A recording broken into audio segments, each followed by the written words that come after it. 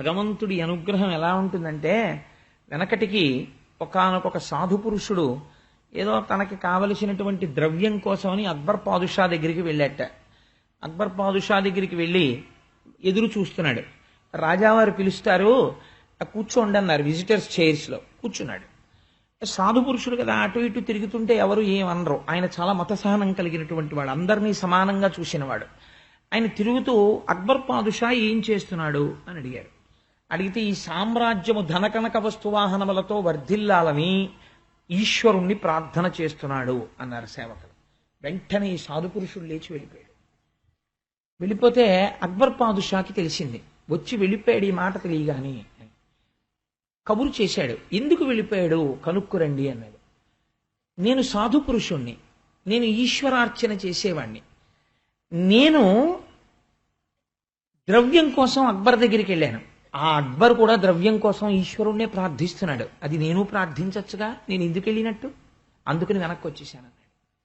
ఎంత చిత్రంగా ఉంటుందో చూడండి. ఏదైనా ఎక్కడి నుంచి వస్తుంది? ఈశ్వరానుగ్రహంలోంచే వస్తుంది. భగవంతుడు ఒక మాట అనుకున్నాడు. నేను తరచూ మీకు ఒక మాట చెప్తూ ఉంటాను. చంద్రశేఖర పరమాచార్య స్వామి వారికి ఒక లక్షణం ఉండేది.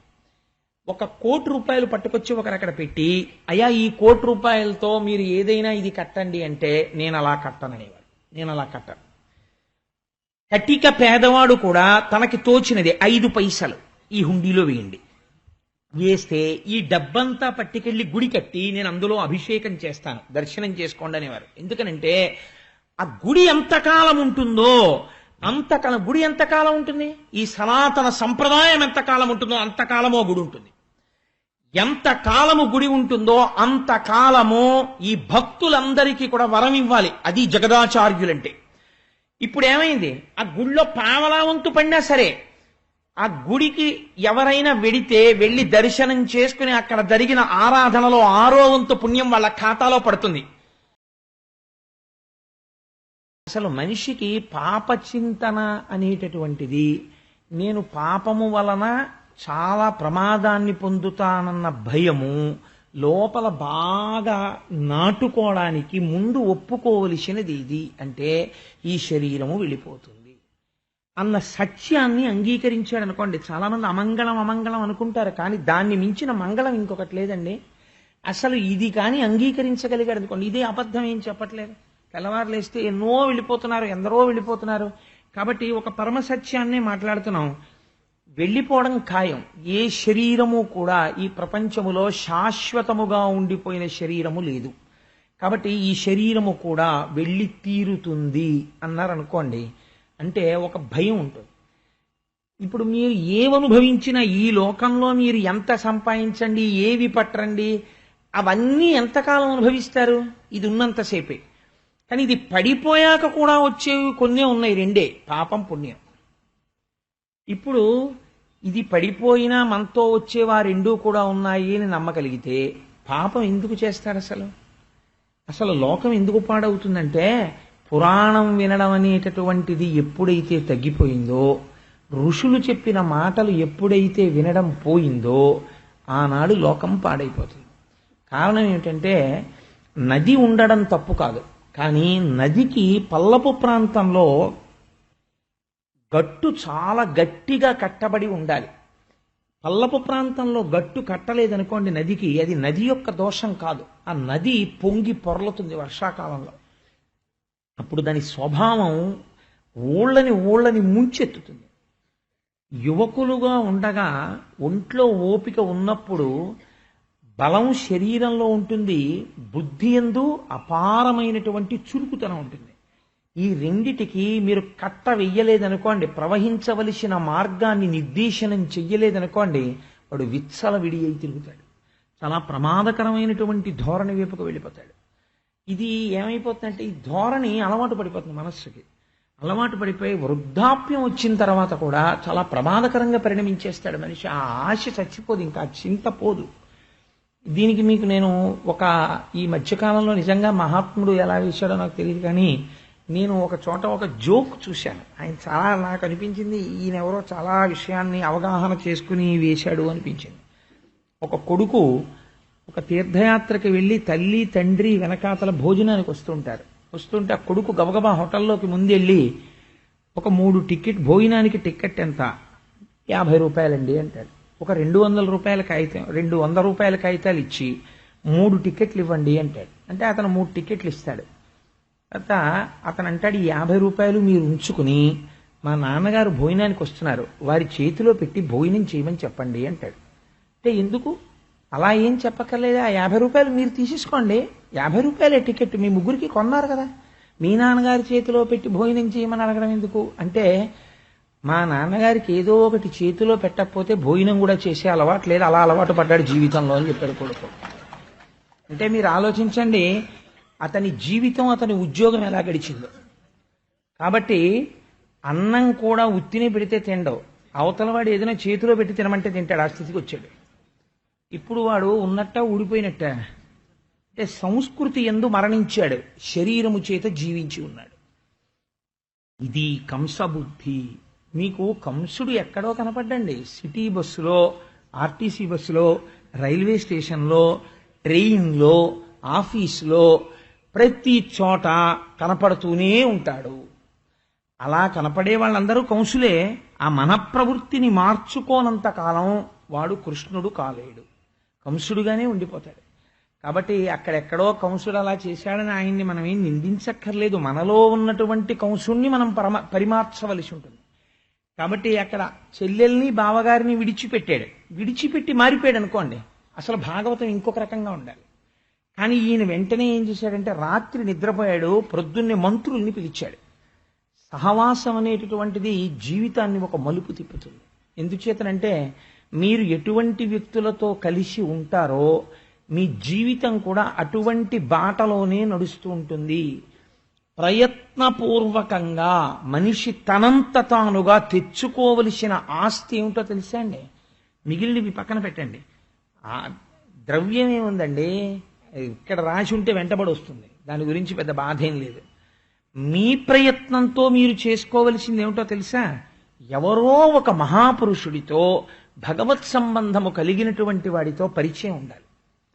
మీరు వారి ఇంటికి వెడితే వారు ఆదరణతో పేరు పెట్టి రండి అని పిలిచి కాసేపు మీతో గడపగలిగినంత చనువు మీరు సంపాదించుకోగలగాలి.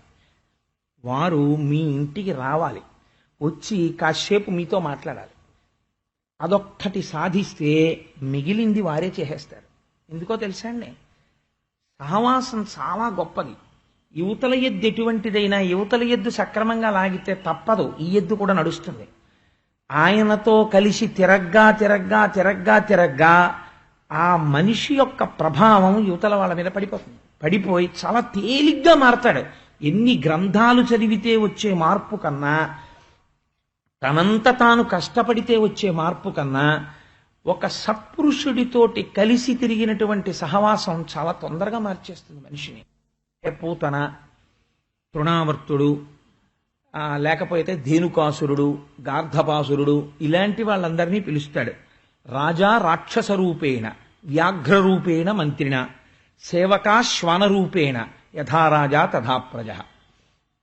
రాజు దుర్మార్గుడై, దౌర్భాగ్యుడై, చెయ్యరాని పనులన్నీ రాజే చేస్తున్నాడు అనుకోండి, ప్రజలకు భయం ఎందుకు ఉంటుంది? ఎవ్వడు భయపడ్డాడు. రాజా రాక్షస రూపేణ, రాజు రాక్షసుడిగా ఉన్నాడు. వ్యాఘ్ర రూపేణ మంత్రిణ, రాజు యందు రాక్షసత్వం ఉన్నప్పుడు పక్కన సత్పురుషులు చేరరు. కాబట్టి ఎవరు చేరారు? వ్యాఘ్ర రూపేణ మంత్రిణ, పెద్ద పులులు లాంటి మంత్రులు చేరారు. సేవకా శ్వానరూపేణ, తోడేళ్లలాంటి సేవకులు చేరారు. ఆయన అలా ఉన్నాడు కాబట్టి యథారాజా తథా ప్రజ, అలాంటి ప్రజలు తయారయ్యారు. ఇప్పుడు ఆ రాజ్యం ఎలా ఉంటుందో మీరు ఆలోచించండి. అది మధురయ్యి కూర్చుంది. అంటే మధుర మధురముగా తిప్పుతూ ఇంద్రియముల యొక్క సుఖాన్ని మాత్రమే అది కోరుతుంది. కాబట్టి అటువంటి సభ నుంచి ఎటువంటి తీర్మానాలు వస్తాయి అని మీరు ఆశ్చర్యపోవక్కర్లేదు. అక్కడ మాట్లాడుకునే వాళ్ళందరూ అటువంటి వాళ్లే చేరుతారు, అటువంటి వాళ్లే మాట్లాడతారు. కాబట్టి అటువంటి సభల్లో ఉండే వాళ్ళ మాటలు ఎలా ఉంటాయని పోతన గారు, వ్యాసుల వారు అప్పుడే దర్శనం చేసి ఎంత గొప్పగా మాట్లాడారో చూడండి. నిజంగాను ఈ విషయాన్ని కంసుడు అందరినీ కూర్చోపెట్టి చెప్పాడు. ఎరా మీ అందరూ చూశారు, నిన్నను నేను ఆ బిడ్డని చంపబోయాను. ఆవిడ వెంటనే స్త్రీగా మారి పైకి వెళ్ళిపోయింది. వెళ్ళిపోయి నువ్వు తొందరలో మరణించబోతున్నావు, నిన్ను చంపేవాడు నాతో కలిసి పుట్టి వేరొక చోట పెరుగుతున్నాడని చెప్పింది. నాకు కొంచెం భయంగా ఉంది. అసలు చిత్రం ఏమిటంటే అనవసరమైన దాని గురించే భయం. చాలా మంది అంటారు, ఒక మాట అంటుంటారు, అదేంటి ఏమిటో చచ్చిపోయాక ఏమిటోనండి, రేపు పొద్దున్న ఎలా ఉంటుందో అని భయం అంటారు. నేను ఎక్సలెంట్ స్టేట్మెంట్ ఒకటి తత్వవిధానంద సరస్వతి మహారాజ్ దగ్గర విన్నాను. అంటే ఆయన కోడిఫై చేయడంలో, వాక్య నిర్మాణంగా మార్చడంలో, when you meet with death your responsibility is immediately over. మరణమును వ్యక్తి పొందగానే అయిపోయిందంతే వాడి బాధ్యత. ఎందుకంటే ఇంకా శరీరాన్ని తీయడం కూడా ఎవరూ తీయక్కలేదు. ఎవరూ తీయకపోతే కుక్క ఇడుచుకుపోయినా దానికి ఏం బాధ ఉండదు. ఎవరిది పూచి ఆ శవాన్ని తీయడం? తన పూచి కానే కాదు, ఇంకా తాను చేసేది ఏదీ లేదు, అన్నిటికీ ఫుల్ స్టాప్ పడింది. తన శరీరం కూడా తాను తీయక్కర్లేదు. ఇలా పడుకున్నావేమిట్రా, ఒంటి మీద బట్ట కూడా సరిగ్గా లేకుండా అని అడిగేవాడు ఉండొచ్చు పడుకున్నప్పుడు. చచ్చిపోయిన తర్వాత అదేమిట్రా ఆ శవం అలా ఉండొచ్చా అండి, అలా చచ్చిపోయాడు ఏంటండి ఆయన ఎవడు అడగడం. ఆ చావు ఆయన చేసుకున్న పాప ఫలితము అలా వచ్చిందంటారు అంతే. కానీ కాబట్టి ఇప్పుడు ఆ శవానికి సంబంధించినటువంటి ఉత్తరక్రియలన్నీ ఎవరివి? ఇంకోళ్ళవి. దాని గురించి అసలు నీకు వర్రీ ఎందుకు? అసలు అనవసరపు విషయం అది నీ సబ్జెక్టు కానే కాదు. దాని గురించి వర్రీ అవుతుండడం ఎంత అనవసరపు వర్రీ చూడండి అది. కాబట్టి ఇప్పుడు ఆయనకి భయం అంతా ఎక్కడంటే మరణం రాకూడదని. ఎంత భయపడినా వచ్చి తీరుతుంది కదా. కాబట్టి మీరు దాన్ని అంగీకరించగలిగారనుకోండి సంతోషం. ఒక సత్యాన్ని అంగీకరించగలిగితే, సర్వీసులో జాయిన్ అవగానే ఒక విషయం తెలుసు, నాకు 60 ఏళ్ళు వస్తే నేను రిటైర్ అయిపోతాను. నేను ఏసీ 2 టైర్ రిజర్వేషన్ చేయించుకున్నా, నేను కాకినాడలో ఎక్కాక నాకు తెలుసు నేను తిరుపతి వస్తే దిగిపోతాను ట్రైన్లోంచి అని. నేను మా తమ్ముడింటికి వెళ్ళి 4 రోజులు ఉంటే నన్ను వాడు ఎంత పువ్వుల్లో పెట్టి చూసినా మా అన్నయ్య వచ్చాడని పొంగిపోయి, నేను కూడా మర్చిపోయినటువంటి, నాకు ఏవిష్టమో వాడు పట్టుకొచ్చి మా మరదలతో వండించి పెడుతుంటే నేను మనుగుడు పల్లుళ్ళ మా తమ్ముడింట్లోకి వచ్చిన హాయిగా తిన్నప్పుడు కూడా నాకు తెలుసు 4 రోజుల తర్వాత నేను వెళ్ళిపోతాను ఇక్కడి నుంచి అని. ఇవన్నీ అంగీకరిస్తావు, పరమసత్యాన్ని అంగీకరించావు, అక్కడ అజ్ఞానం వస్తుంది కదా. కాబట్టి వాడు అంగీకరించకపోవడంలో ఉంది అజ్ఞానం అంతా. అది కంసుడి ఎందే అంటే పొరపాటు. 10 మాటలు నేను ఆ విషయాన్ని సభ యందు పెట్టాను. కాబట్టి ఈ సేవకులందరూ ఏమంటున్నారు, అజ్ఞానులైన వాళ్ళందరూ ఏం మాట్లాడతారంటే ఇదిగో ఇదే మాట్లాడతారు. సంస్కారం వైపుకి నడపరు. ఋషులు మాత్రమే సంస్కారం వైపుకి నడుపుతారు, గురువు ఒక్కడే సంస్కారం వైపుకి నడుపుతాడు. కాబట్టి వాళ్ళన్నారు, ఇట్లయిన దడయ నీటికి పట్టణముల మందలందు పల్లెల నెల్లన్ పుట్టిడి పెరిగిడి శిశువుల పట్టి వధించదము మమ్ము పంపు మధీష. ఓష్, ఈ మాత్రానికి భయపడిపోతారేంటండి రాజుగారు, భలేవారే. మీ ధాటికి బ్రహ్మ దగ్గరో విష్ణు దగ్గరో పరమశివుడి దగ్గరో దేవతలందరూ దాక్కున్నారు వెళ్ళి. మీ శక్తి అంటే మామూలుదా? ఏది, మీరు ఒక్క ఉత్తరం ఇవ్వండి మాకు, మేమేం చేస్తామో తెలుసా? పట్టణాలు, పల్లెలు, జనపదాలు, మందలు ఇవన్నీ తిరిగేసి కొత్తగా పుట్టిన పిల్లల్ని, పళ్ళొస్తున్న పిల్లల వరకు చంపేస్తాం. ఇంకెక్కడ పెరుగుతున్నాడు అంటే, ఇప్పుడు ఈ భయం ఇంతకు ముందు ఎక్కడి వరకు వెళ్ళింది? మొట్టమొదటి భయం 8వ కొడుకుని చంపుతాను చాలు. ఆ తర్వాత ఎక్కడి వరకు వెళ్ళింది? ఎందుకైనా మంచిది 1వ వాడి నుంచి చంపేస్తాను. ఆ తర్వాత ఎక్కడికి వెళ్ళింది? ఊళ్ళో వాళ్ళందరినీ చంపేస్తాను. ఎంత ఆశ్చర్యం చూడండి. ఇవన్నీ ఎందుకు? తనొక్కడు బతికిపోవడానికి. బ్రతికాడా కంసుడు ఇన్ని చేస్తే? కాబట్టి ఒత్తికొనుచురాని జనదెత్తిన రోగముల రిపుల ఇంద్రియములను ఉత్పత్తి సమయముల చెరుపక మెత్తన కారాదు రాదు మీద జయించు. ఇదే వేదాంతం చెప్పడం అంటే. చాలా ఆశ్చర్యంగా ఉంటుందండి. రాక్షసులు చెప్పిన వేదాంతం నిజంగా ఎవ్వరూ చెప్పలేరు, అంత బాగా చెప్తారు వాళ్ళ వేదాంతం. కానీ వచ్చిన దోషం వల్ల ఎక్కడంటే, ఎప్పుడెప్పుడు వాళ్ళకి ప్రయోజనం కలగాలో అప్పుడప్పుడు చెప్తారు ఆ వేదాంతం, వాళ్ళ ఆచరణలో పెట్టదాన్ని. కాబట్టి ఇప్పుడు వాళ్ళు ఏం చెప్పారో తెలుసా అండి? రాజా, 3 ఉపేక్షించకూడదు. ఏమిటో తెలుసా? రోగం మొదలైంది శరీరంలో అని తెలియగానే బాగా ఎదగని చూద్దాం అనకూడదు. రోగం పుట్టగానే డాక్టర్ గారి దగ్గరికి వెళ్ళి దాన్ని ఆప్ చేసేయాలి, ఇంకా పెరగకుండా చేయాలి. రెండోది దేన్నో తెలుసా? శత్రువుని. పెరగని చూద్దాం అనకూడదు, శత్రువు అని తెలిస్తే చంపేయాలి. మూడోది ఎవరో తెలుసా? ఇంద్రియాలని. ఇంద్రియాల యొక్క సుఖాలకి శరీరాన్ని అలవాటు పడనివ్వకూడదు. ఇంద్రియాల సుఖాలని అడుగుతుంటేనే ఇంద్రియాలని నిగ్రహించాలి. వాడు నిజంగా ఈ విషయం వాడికి వంట పట్టిందనుకోండి ఇంద్రియాల గురించి, పిల్లల్ని ఎందుకు చంపుతాడండి వాడు? చెప్పడానికే పనికొచ్చే వేదాంతం ఇది రాక్షసులకి. కాబట్టి ఆయన ఏం చేశాడు అంటే, అందుకే ఒక మాట అంటారు పెద్దలు, పరోపదేశ వేళాయాం సర్వే వ్యాసపరాశరాహ. ఇంకొకటికి చెప్పమంటే ప్రతివాడు వ్యాసుడు పరాశరుడే. నాలాగా అనుష్ఠానంలోకి తెచ్చుకోవలసి వచ్చింది అనుకోండి, తాను చెప్పిన విషయాన్ని తను ఆచరణలో పెట్టడానికి ధైర్యం కావాలి మనిషికి, దానికి దీక్ష ఉండాలి. అది ఉన్నవాడు తప్ప ఆచరణలో పెట్టలేడు. ఎవడు పెడుతున్నాడో వాడు ధన్యుడు. ధన్యత్వం పొందేది ఆచరణ చేత, నోటి మాట చేత కాదు. కాబట్టి మనం ఈ మూడింటిని ఉపేక్షించకూడదు. కాబట్టి రోగం లాంటిది, ఇంద్రియ లౌల్యము లాంటిది. కాబట్టి శత్రువులు, కాబట్టి పిల్లలందరినీ చంపేస్తాం. మాకు ఆనతి. ప్రధానమైన శత్రువు నువ్వు గతంలో కాలనేమిగా ఉండగా శ్రీ మహావిష్ణువు సంహరించాడు. రాజా, నీకు ఒక గొప్ప రహస్యం చెప్పేస్తాను ఇవాళ. ఇప్పటికీ కూడా నిన్ను పిల్లడి రూపంలో వచ్చి ఎవరు చంపుతారో తెలుసా? విష్ణువే చంపుతాడు. విష్ణువు యొక్క మూలాన్ని తీసేసామనుకో, విష్ణువుకి శరీరం ఉంటుంది కదా. చంపేయడం అంటే ఏంటంటే శరీరాన్ని చంపేయడం, ఆత్మను ఎవడు చంపలేడు. కాబట్టి శరీరాన్ని చంపేయాలి. శరీరం ఏమిటి? శ్రీ మహావిష్ణువుకి ఆయన అంతటా ఉంటాడు. కాబట్టి ఇప్పుడు ఏది శరీరం? ఎన్ని చంపుతారు మీరు అంటే వాళ్ళు అన్నారు, వాళ్ళకి తెలివితేటలు ఎంత గొప్పగా ఉంటాయో చూడండి. ప్రబలంగా విష్ణువు ఎక్కడ ఉంటాడో అక్కడ తీసేయాలి. ఎక్కడెక్కడ తీసేద్దామంటే, అమరశ్రేణికి నెల్ల చక్రిమ కరుండా చక్రి ఏ ధర్మమందమరన్ గోవులు భూమిదేవులు దితి క్షామ్నాయ కారుణ్య సత్యములున్ యాగ తపో దమంబులును శ్రద్ధా శాంతులున్ విష్ణుదేహము అన్నింటిని సంహరించిన అతడంతంబును పొందెడి. ఎవరెవరు సత్యం మాట్లాడుతున్నారో, ఎవరు జపం చేస్తున్నారో, ఎవరు ఈశ్వరుణ్ణి నమ్ముతున్నారో, ఎవరు ప్రశాంతంగా ఉంటున్నారో, ఎవరు తపస్సు చేస్తున్నారో, అగ్నికార్యం చేస్తున్నారో, ఎవరు వేదం చదువుకుంటున్నారో, ఎక్కడ ఆవులున్నాయో, ఎక్కడ దూడలున్నాయో, ఎక్కడెక్కడ హోమాలు జరుగుతున్నాయో, వీటన్నింటినీ నాశనం చేసేస్తే విష్ణు అన్నవాడు లేకుండా పోతాడు. అప్పుడు ఇంకా మనకు అసలు శత్రువేడి. అందుకని ఇవన్నీ కూడా నాశనం చేసేస్తాం, ప్రభో మాకు అనుజ్ఞ ఇవ్వండి అన్నారు. ఇప్పుడు పిల్లలను చంపడం కూడా అయిపోయింది. ఎక్కడికి వెళ్ళాడు అంటే, ఈ పాపానికి అసలు అంతు లేదు. ఎంత స్థితికి వెళ్ళిపోతున్నాడో చూడండి. రాక్షసత్వం అనేది మీరు బాగా గుర్తుపెట్టుకోండి, పుట్టుక యందు లేదు. కంసుడు పుట్టుక చేత ఇంత రాక్షసుడు కాడు. రాక్షసత్వము దేని నుంచి వస్తోంది? అంగీకరించవలసిన సత్యమును అంగీకరించకపోవడంలో రాక్షసత్వం వస్తుంది మనిషికి. సత్యమును అంగీకరించాడు అనుకోండి, దైవత్వం వస్తుంది. ఇప్పుడు నా వల్ల ఒక పొరపాటు జరిగింది అనుకోండి, ఉత్తర క్షణం నేను, అమ్మా నన్ను క్షమించండి అమ్మా, నాది పొరపాటు అయింది అని నన్ను అనుకోండి, దేర్ ఎండ్స్.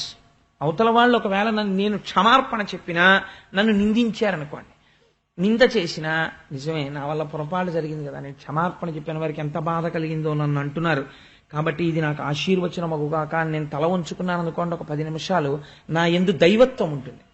నేను చేసిన తప్పుని ఎలా సమర్థించుకుందామని ప్రయత్నం మొదలెట్టాననుకోండి, మొదలెట్టి జ్ఞానకలునిలోని శారదయోలే ఇంకొక 10 తప్పుల్ని దాని మీద చేశాననుకోండి, నాలోంచి రాక్షసత్వం పెరగడం మొదలవుతుంది.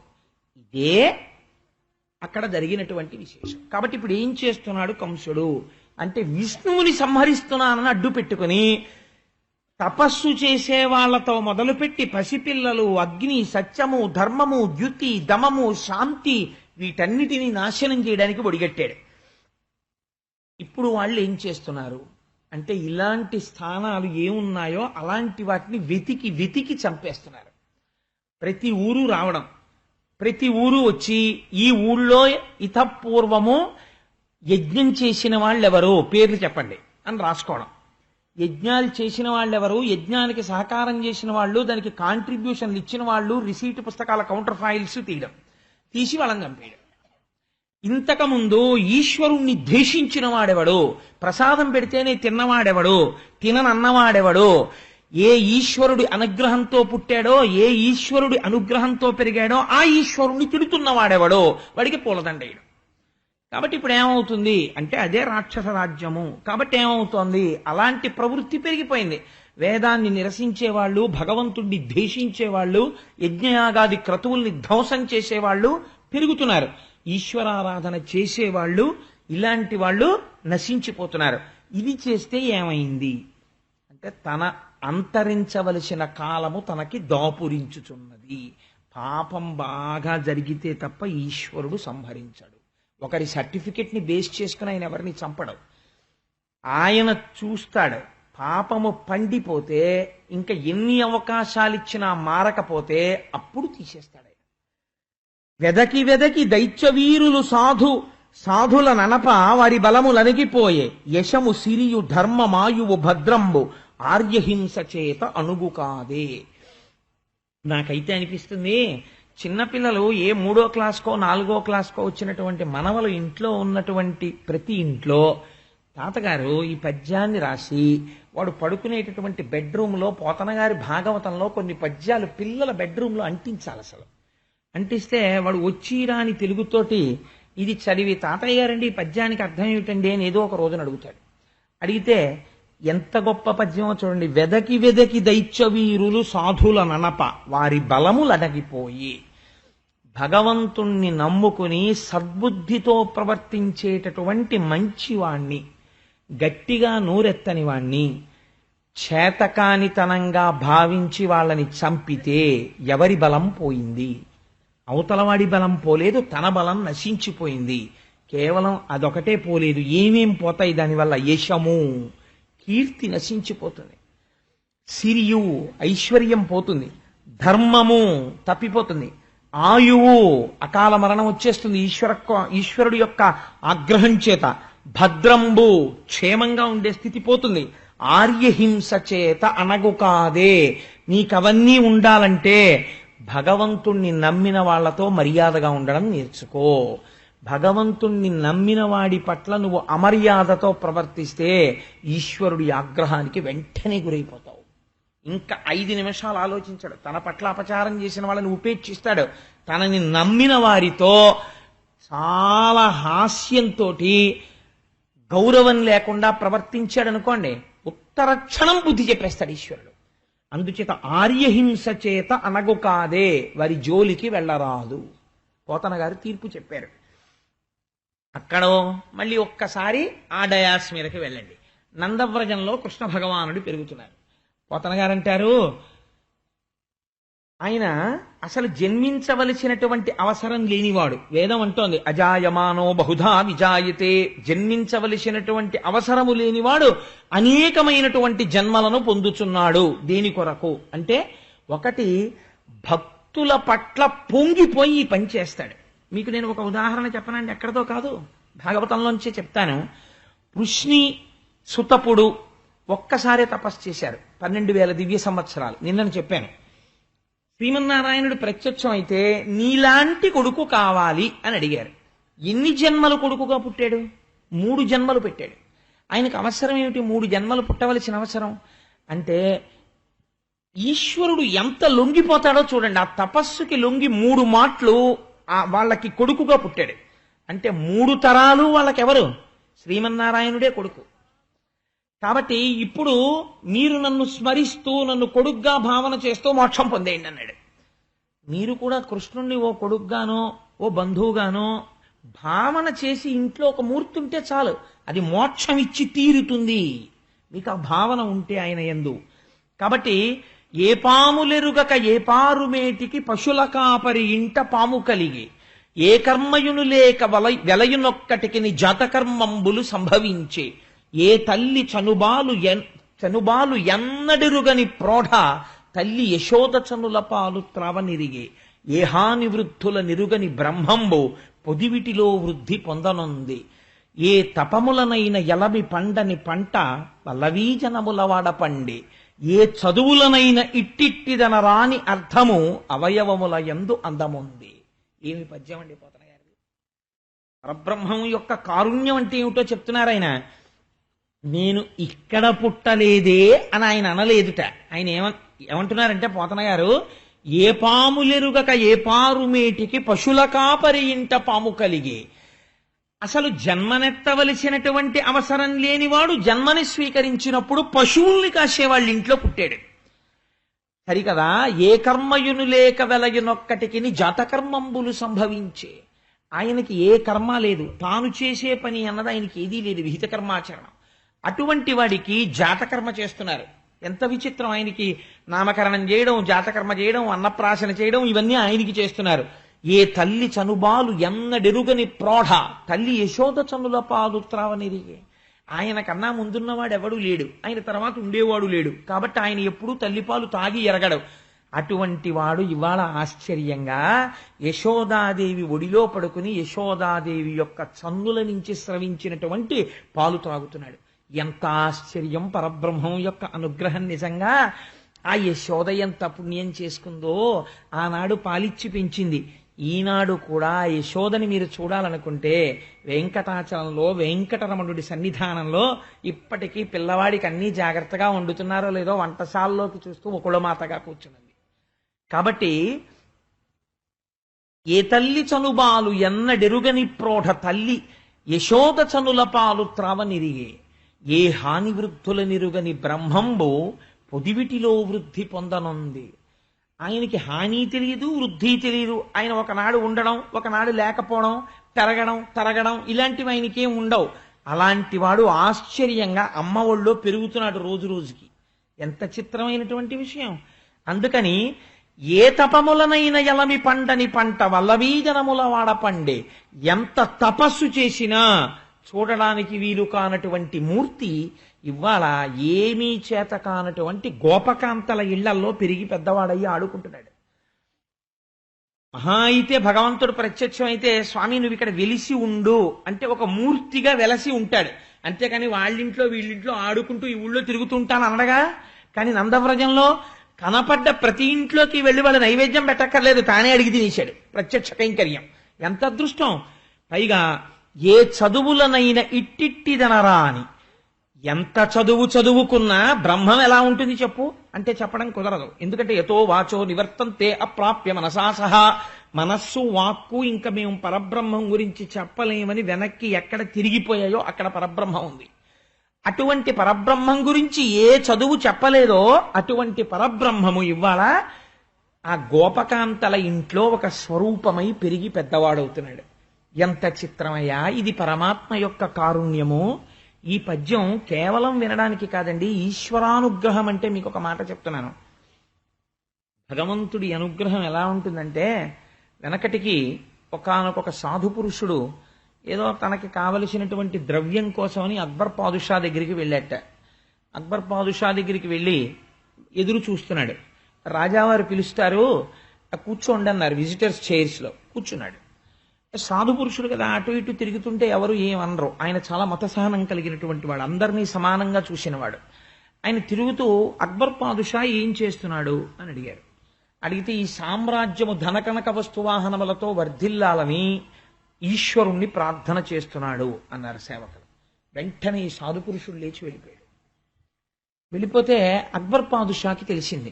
వచ్చి వెళ్ళిపోయాడు ఈ మాట తెలియగాని. కబురు చేశాడు, ఎందుకు వెళ్ళిపోయాడు కనుక్కురండి అన్నాడు. నేను సాధు పురుషుణ్ణి, నేను ఈశ్వరార్చన చేసేవాణ్ణి. నేను ద్రవ్యం కోసం అక్బర్ దగ్గరికి వెళ్ళాను. ఆ అక్బర్ కూడా ద్రవ్యం కోసం ఈశ్వరుణ్ణే ప్రార్థిస్తున్నాడు. అది నేను ప్రార్థించచ్చుగా, నేను ఎందుకు వెళ్ళినట్టు? అందుకని వెనక్కి వచ్చేసాను అన్నాడు. ఎంత చిత్రంగా ఉంటుందో చూడండి. ఏదైనా ఎక్కడి నుంచి వస్తుంది? ఈశ్వరానుగ్రహంలోంచే వస్తుంది. భగవంతుడు ఒక మాట అనుకున్నాడు. నేను తరచూ మీకు ఒక మాట చెప్తూ ఉంటాను. చంద్రశేఖర పరమాచార్య స్వామివారికి ఒక లక్షణం ఉండేది. 1 కోటి రూపాయలు పట్టుకొచ్చి ఒకరు అక్కడ పెట్టి, అయ్యా ఈ 1 కోటి రూపాయలతో మీరు ఏదైనా ఇది కట్టండి అంటే, నేను అలా కట్టననేవాడు. నేను అలా కట్టను. కటిక పేదవాడు కూడా తనకి తోచినది 5 పైసలు ఈ హుండీలో వేయండి, వేస్తే ఈ డబ్బంతా పట్టుకెళ్ళి గుడి కట్టి నేను అందులో అభిషేకం చేస్తాను, దర్శనం చేసుకోండి అనేవారు. ఎందుకనంటే ఆ గుడి ఎంతకాలం ఉంటుందో అంతకాలం. గుడి ఎంతకాలం ఉంటుంది? ఈ సనాతన సంప్రదాయం ఎంతకాలం ఉంటుందో అంతకాలమో గుడి ఉంటుంది. ఎంతకాలము గుడి ఉంటుందో అంతకాలము ఈ భక్తులందరికీ కూడా వరం ఇవ్వాలి. అది జగదాచార్యులంటే. ఇప్పుడు ఏమైంది? ఆ గుడిలో పావలా వంతు పడినా సరే, ఆ గుడికి ఎవరైనా వెడితే వెళ్ళి దర్శనం చేసుకుని అక్కడ జరిగిన ఆరాధనలో 6వ వంతు పుణ్యం వాళ్ళ ఖాతాలో పడుతుంది. ఇక్కడ రామాయణం జరిగితే, ఇక్కడ భాగవతం జరిగితే, ఇంత ఇరుక్కుని కూర్చుని విన్న భక్తుల యొక్క శ్రద్ధకి అయ్యప్ప స్వామి వారు పొంగిపోయారు. పొంగిపోయి వీళ్ళందరికీ నేను ఒక శాశ్వత పుణ్యనిధిని ఇవ్వాలి. ఎలా ఇస్తాననుకున్నారు? 200 మంది 1200 రూపాయలు ఇవ్వండి, మీ పేరు మీద రాటేసి ఆచ్ఛాదన మంటపం కడతా ఉన్నారు. ఇవాళకి నాకు మూర్తి గారు స్టేజ్ దగ్గరికి వస్తుంటే చెప్పారు, 200 దాటిపోతోందండి అంటున్నారు. అంటే ఈశ్వరుడు ఏం చేశాడు? మీ మనస్సుల్లో చొరబడి తనకి ఆచ్ఛాదన మంటపం ఒకటి ఇక్కడ కట్టించుకుంటున్నాడు.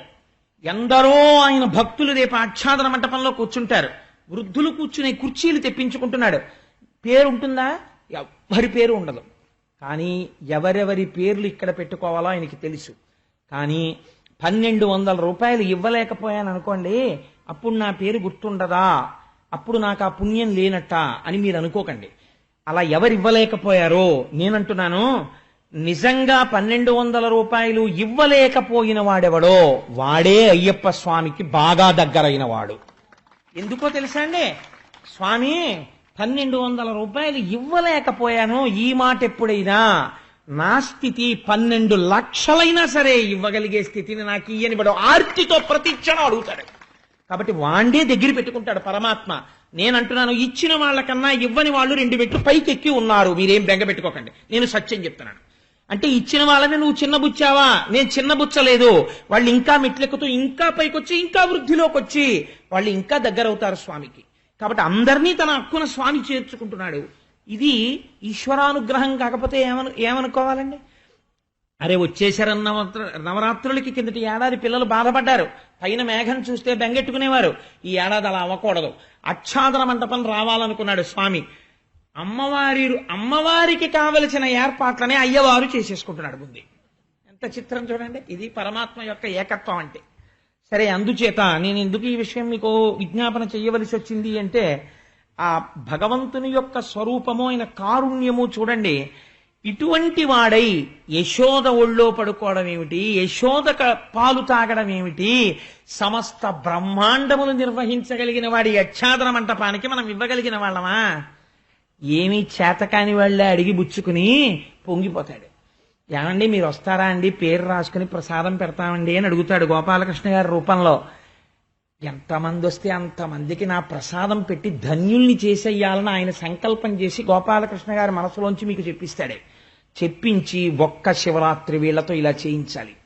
ఆడవాళ్ళందరితో అద్భుతంగా కుంకం వేయించాలి. వాళ్ళకి పసుపు తాళ్ళిచ్చి జన్మ జన్మాంతరముల యుద్ధ తరగని 5వ తరం ఇవ్వాలి. మగవాళ్ళందరితో విభూతి కస్తూరి జలం పోయించి తరగని ఐశ్వర్యం, తరగనటువంటి జ్ఞానం వాళ్ళకి ఇవ్వాలి.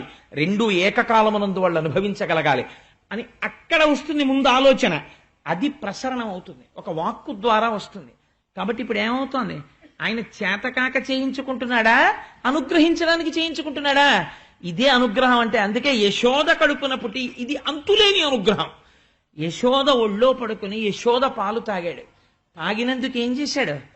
అంత వెంకటాచలంలో తెల్లవారు లేస్తే మన అందరం వెళ్ళి ఒక్క 5 నిమిషాల స్వామిని ఇలా చూస్తే బాగుండండి అనుకుంటాం. అలాంటి వెంకటేశ్వర స్వామి వారిని వకుళమాత అక్కడ కూర్చుని, ఒరే వెంకన్న ఇలారా అంటే కంకణాలు కణకణలాడుతూ ఇన్ని ఆభరణాలతోటి గబగబా వెళ్ళి, ఏమ్మా పిలిచావా అంటే పిలిచాను, కాసేపు ఇలా కూర్చొని నీతో మాట్లాడాలి అంటే కూర్చుని, ఏరా ఏమిటా టెక్కు? ఆ కాకినాడ నుంచి కోటేశ్వరరావు పాపం 2 మాటలు వచ్చాడు ఇప్పటికి, ఏదో భాగవతం చెప్పుకుంటానంటున్నాడు. వాడితో చెప్పించు. అమ్మ అలాగే చెప్పిస్తానమ్మా, ఈ ఏడాది వాడితో నేను భాగవతం చెప్పిస్తాను అంటే తప్పకుండా ఒరే మర్చిపోకు సుమా అంటే, లేదమ్మా నీకు తప్పకుండా ఈ మాఘమాసంలో చెప్పించేస్తాను కదా వాడితో నేను. ఎంత అధికారం అండి! మనందరినీ శాసించేవాడు ఏమైపోయాడు? ఇలా వెళ్ళి ఒకళ్ళ మాట దగ్గర, అలాగేనమ్మా నేను చేసేస్తానమ్మా, తప్పకుండా చేసేస్తానమ్మా అంటున్నాడు. ఇంత ఏకాంత సేవ అవుతుంటే లక్ష్మి వచ్చి కాస్త కాళ్ళు పట్టేళ్ళు అంటే లక్ష్మీదేవి కాళ్ళు పట్టవలసిందే. స్వామి అసలే ఏకాంతం అరగంట రా రా అంటే వస్తున్నాను, అత్తయ్య గారి కాళ్ళు పడుతున్నాను అనవలసిందే. అది వకుళమాత యొక్క గొప్పతనం అంటే. ఎందుకింత కృతజ్ఞత, ఎందుకింత కట్టుబడిపోయాడు స్వామి అంటే, అమ్మా నీ చన్నుల పాలు తాగానమ్మా కృష్ణుడిగా, ఈ జన్మలో కూడా అంతే ఇలాగే నించుంటాను. దేనికి లొంగాడు? ఎప్పుడో పృష్ణిగా ఉండగా చేసిన తపస్సుకి. వీడు నా కొడుకు, నేను తల్లిని, నా కొడుక్కి పంచ కట్టద్దు, పండగ వచ్చింది, పిల్లలందరికీ తలంటి పోశాను, ఆయనకేమో తలస్నానానికి అన్ని ఏర్పాట్లు చేశాను, మా అబ్బాయికి కూడా తలస్నానం చేయించాలి, ఇవాళ మా అబ్బాయికేమో చక్కగా ఇంకో పట్టుపంచ కట్టాలి, ఆయనకేమో కిరీటం పెట్టాలి, ఆయన మెళ్ళలో తులసి వెయ్యాలి, అన్ని వేసి కాసిన అటుకులు బెల్లం తీసుకొచ్చి అక్కడ పెడితే తింటాడు, తిని అమ్మ అమ్మ పండగమ్మ అని సంతోషపడిపోతాడు అని మీరింట్లో కృష్ణమూర్తిని పెట్టుకుని ఆయనతో మానసికంగా ఒక అనుబంధం పెట్టుకుని మీరందరూ స్నానం చేసినప్పుడు ఆయనకి కూడా స్నానం చేసినట్టు తడిగుడ్డ అట్టుకొచ్చి తుడిచేసి ఆయనకు పట్టుపంచ కట్టేసి భలే ఉన్నావు కృష్ణయ్య అని ఇలా బుగ్గలు ముద్దెట్టుకుని వెళ్ళిపోయారనుకోండి, అంతే అందిపోతుంది. ఎప్పుడో ఒకళ్ళు మాట అవుతారు మీరు, ఖచ్చితం, నాకు అనుమానం లేదు. కాబట్టి ఇది ఈశ్వరుడి యొక్క అనుగ్రహం అంటే. దాన్ని ఆవిష్కరించే ప్రయత్నం చేస్తున్నారు పోతన గారు. లేకపోతే భాగవతం ఎందుకు మనస్సుకు ఆలంబనం అవుతుంది? వినండి వినండి వినండి అంటారండి అందులో దశమస్కందాన్ని. అది కారణం. అందుకే కడుపుతో ఉన్న వాళ్ళని కూడా భాగవతం దశమస్కంధం వినండి, దశమస్కంధం వినండి, కృష్ణుడు లాంటి కొడుకు పుడతాడంటారు. సరే, అందుచేత ఆ మహానుభావుడు అక్కడ నందవ్రజంలో అమ్మతో ఆడుకుంటూ చక్క చంటి పిల్లవాడిగా ఒళ్ళో పడుకుని ముద్దులు మూట కడుతూ పెరిగిపోతున్నాడు. రోజు రోజుకి పొంగిపోతున్నారు. ఒకానొక రోజున కంసుని పనుపున పూతన అనబడేటటువంటి ఒక రాక్షసి బయలుదేరింది. ఆవిడికి ఒక పెద్ద బిరుదు ఇచ్చారు పోతన గారు, బాలఘాతకి. ఆవిడ ఏం చెయ్యగలదు అంటే శిశువులను చంపగలదు, తొందరగా పసిగడుతుంది. ఎంత శిశువుని తీసుకెళ్లి మీరు ఎక్కడ దాచేయండి, ఎక్కడున్నాడో పసిపిల్లాడు పసిగడుతుంది. ఆవిడ కామరూపి రూపం మార్చుకుంటుంది. మార్చుకొని ఆ భవనమనందు ప్రవేశించి చాలా గమ్మత్తుగా చంపుతుంది. చంపినప్పుడు చంపుతున్నానని తెలియకుండా చంపుతుంది. ఎంత అందంగా చంపుతుందో తెలుసా అండి? విషం ఇస్తుంది, పాలలా ఇస్తుంది. ఈ మాటలు మీరు బాగా గుర్తుపెట్టుకోండి. మళ్ళీ అడుగుతాను, పూతనాశం అంటే క్వశ్చన్లు అడుగుతామని అసాధ్యం కూడా అనుకోకండి. అంటే మళ్ళీ వెనక్కి వచ్చినప్పుడు తత్వ పరిశీలనలో ఈ ప్రశ్నలను అనుసంధానం చేస్తాను. అందుకని పాలిచ్చినట్టు ఇస్తుంది, విషం ఇస్తుంది. పాలనుకుంటారు, విషం, కాబట్టి మరణిస్తారు. ఇది ఆవిడకున్న శక్తి. పోని చంపేదానిలా కనపడదు, పించేదానిలా కనపడుతుంది. కాబట్టి ఇప్పుడు ఆవిడ వచ్చింది. ఎంత అందంగా వచ్చిందంటే పోతన గారు అన్నారు, సిరిమమ్ముం బ్రతకంగ చూచుటకునై శృంగార వేషంబుతో నరుదేనోపు నటంచు గోపికలు జింహల్ రాక మోహించి తత్పరలై చూడ లతాంగిపోయిక నియన్ పర్యంక మధ్యంబునన్ బరు భస్మానల తేజు దుర్జన వధ ప్రారంభకున్ డింబకున్ అన్నారు. ఎంత గొప్ప పోతన గారికి పరవశం అసలు. ఇంకా ఆయన అన్నారు, సిరిమమ్ముం బ్రతకంగ చూచుటకునై శృంగార వేషంబుతో నరుదేనోపు నటంచు గోపికలు జింహల్ రాక మోహించి తత్పరలై చూడ. చక్కటి నీలి ముసుగొకటి వేసుకుంది, కామరూపి, మంచి పట్టుబట్ట కట్టుకుంది, ఒంటి నిండా బంగారు ఆభరణాలు పెట్టుకుంది. ఎంత గొప్ప మల్లెపూలు పెట్టుకుందంటేట కొప్పులో తుమ్మెదలు వెనకాల వస్తున్నాయిట. ఆ సువాసనకి అందులో ఉన్న మధువు కోసం అని చెప్పి అడుగులో అడుగు వేసుకుంటూ కాళ్ళ గజ్జలు గల్లు గల్లుమని మోగుతుంటే వెళ్ళిపోతుంటే చిన్ని చిన్ని పల్లెటూళ్లలో మీరు అలా దిగి నడుస్తున్నారనుకోండి, వాళ్ళందరూ చాలా వింతగా చూస్తారు, ఈయన ఎవరు, ఎక్కడి నుంచి వచ్చారు, ఎవరి కోసం వచ్చారని. వీళ్ళు ఏంటంటే ఎవరి కోసం వచ్చారనుకోవట్లేదుట, వీళ్ళు అనుకుంటున్నారట, ఓహో లక్ష్మీదేవి వచ్చిందిరా మనందరినీ వృద్ధిలోకి తీసుకురావడానికి, అమ్మ బాబోయ్ ఎంత అందంగా ఉంది అనుకుంటున్నారట. తత్పరలై చూడ లతాంగిపోయి కనియన్, ఎక్కడికి వెళ్ళాలో అక్కడికి వెళ్ళిపోయింది. ఎందుకని? ఆకాశంలో వస్తున్నప్పుడే నందుని యొక్క భవనంలో ఉన్నటువంటి కృష్ణ పరమాత్మని కనిపెట్టింది. లోపలికి ఊయల దగ్గరికి వెళ్ళింది. తత్పరలై చూడ లతాంగిపోయి కనియన్ పర్యంక మధ్యంబునన్ బరు భస్మానల తేజు దుర్జనవధ ప్రారంభకున్ ఢింబకున్. నివురుగప్పిన నిప్పు ఎలా ఉంటుందో, ముట్టుకుంటే కాలుస్తుంది ఆ నిప్పు, అలా ఏమీ చేత కానటువంటి పసిపిల్లాళ్ళ ఇంకా తాను ఏ అవతార ప్రయోజనాన్ని సిద్ధింపచేసుకోవడానికి కృష్ణుడిగా వచ్చాడో అలా ఇంకా రాక్షస సంహారానికి బోణీ కొట్టడానికి పడుకున్నటువంటి కృష్ణుణ్ణి చూసింది. అంటే చెప్పేశారు పోతన గారు, అదేంటి పూతన మరణించి తీరుతుంది. అది ఆ రచనా వైశిష్ట్యం కొంతమందికే ఉంటుంది. అది అలాంటి మాటలు అందరూ వెయ్యలేరు, అది మహానుభావులైనటువంటి వారికి మాత్రమే పడతాయి. నాకు జ్ఞాపకం మహాభారతంలో తిక్కనామాచ్యుల వారు అంటారు ఒక చోట, సింగంబున్న గుహంబులోనికించొచ్చు మతంగంబువులే అంటారు. కీచకుడు నర్తనశాలలోకి వెడుతుంటే భీముడు అంతకు ముందే వెళ్ళి అక్కడ ఉంటాడు. సింగంబున్న గుహాంతరంబునకుంచొచ్చు మతంగంబు ఓలే సింహమున్న గుహ అని తెలియక ఏనుగు లోపల దూరినట్టు దూరాడు. అంటే ఏమవుతాడు? చచ్చి ఊరుకుంటాడు.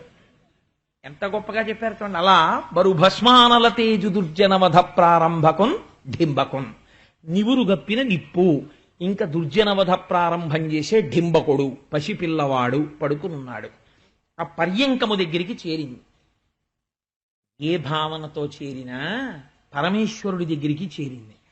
ఇంత రాక్షసికి కూడా రాశీభూతమైన ఆ సౌందర్యాన్ని చూసింది. ఆ పిల్లాన్ని చూసి ఒక మాట అంది, నేను సహజంగా రాక్షసిని, చాలా వికృతంగా ఉంటాను, కానీ నా రూపాన్ని మరుగుపరచి నేను చాలా అందమైనటువంటి ఆడదానిలా వచ్చాను.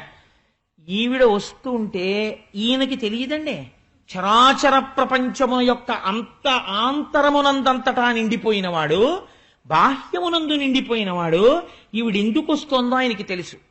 ఆయనేం చేశాడు? ఆలోకేశ్వరుడా చరాచర విభుండా బాల గోపాలుడా బాలధ్వంసిని గొంతు గంటిడి వెసన్ బాలెంత చందంబునన్ పాలిండ్లన్ విషమూని వచ్చుట మదించింతించి లోనవ్వుచున్ కాలంగేలగ దల్పరాణి కరణిన్ కన్మోక్షి గుర్పెట్టుచున్.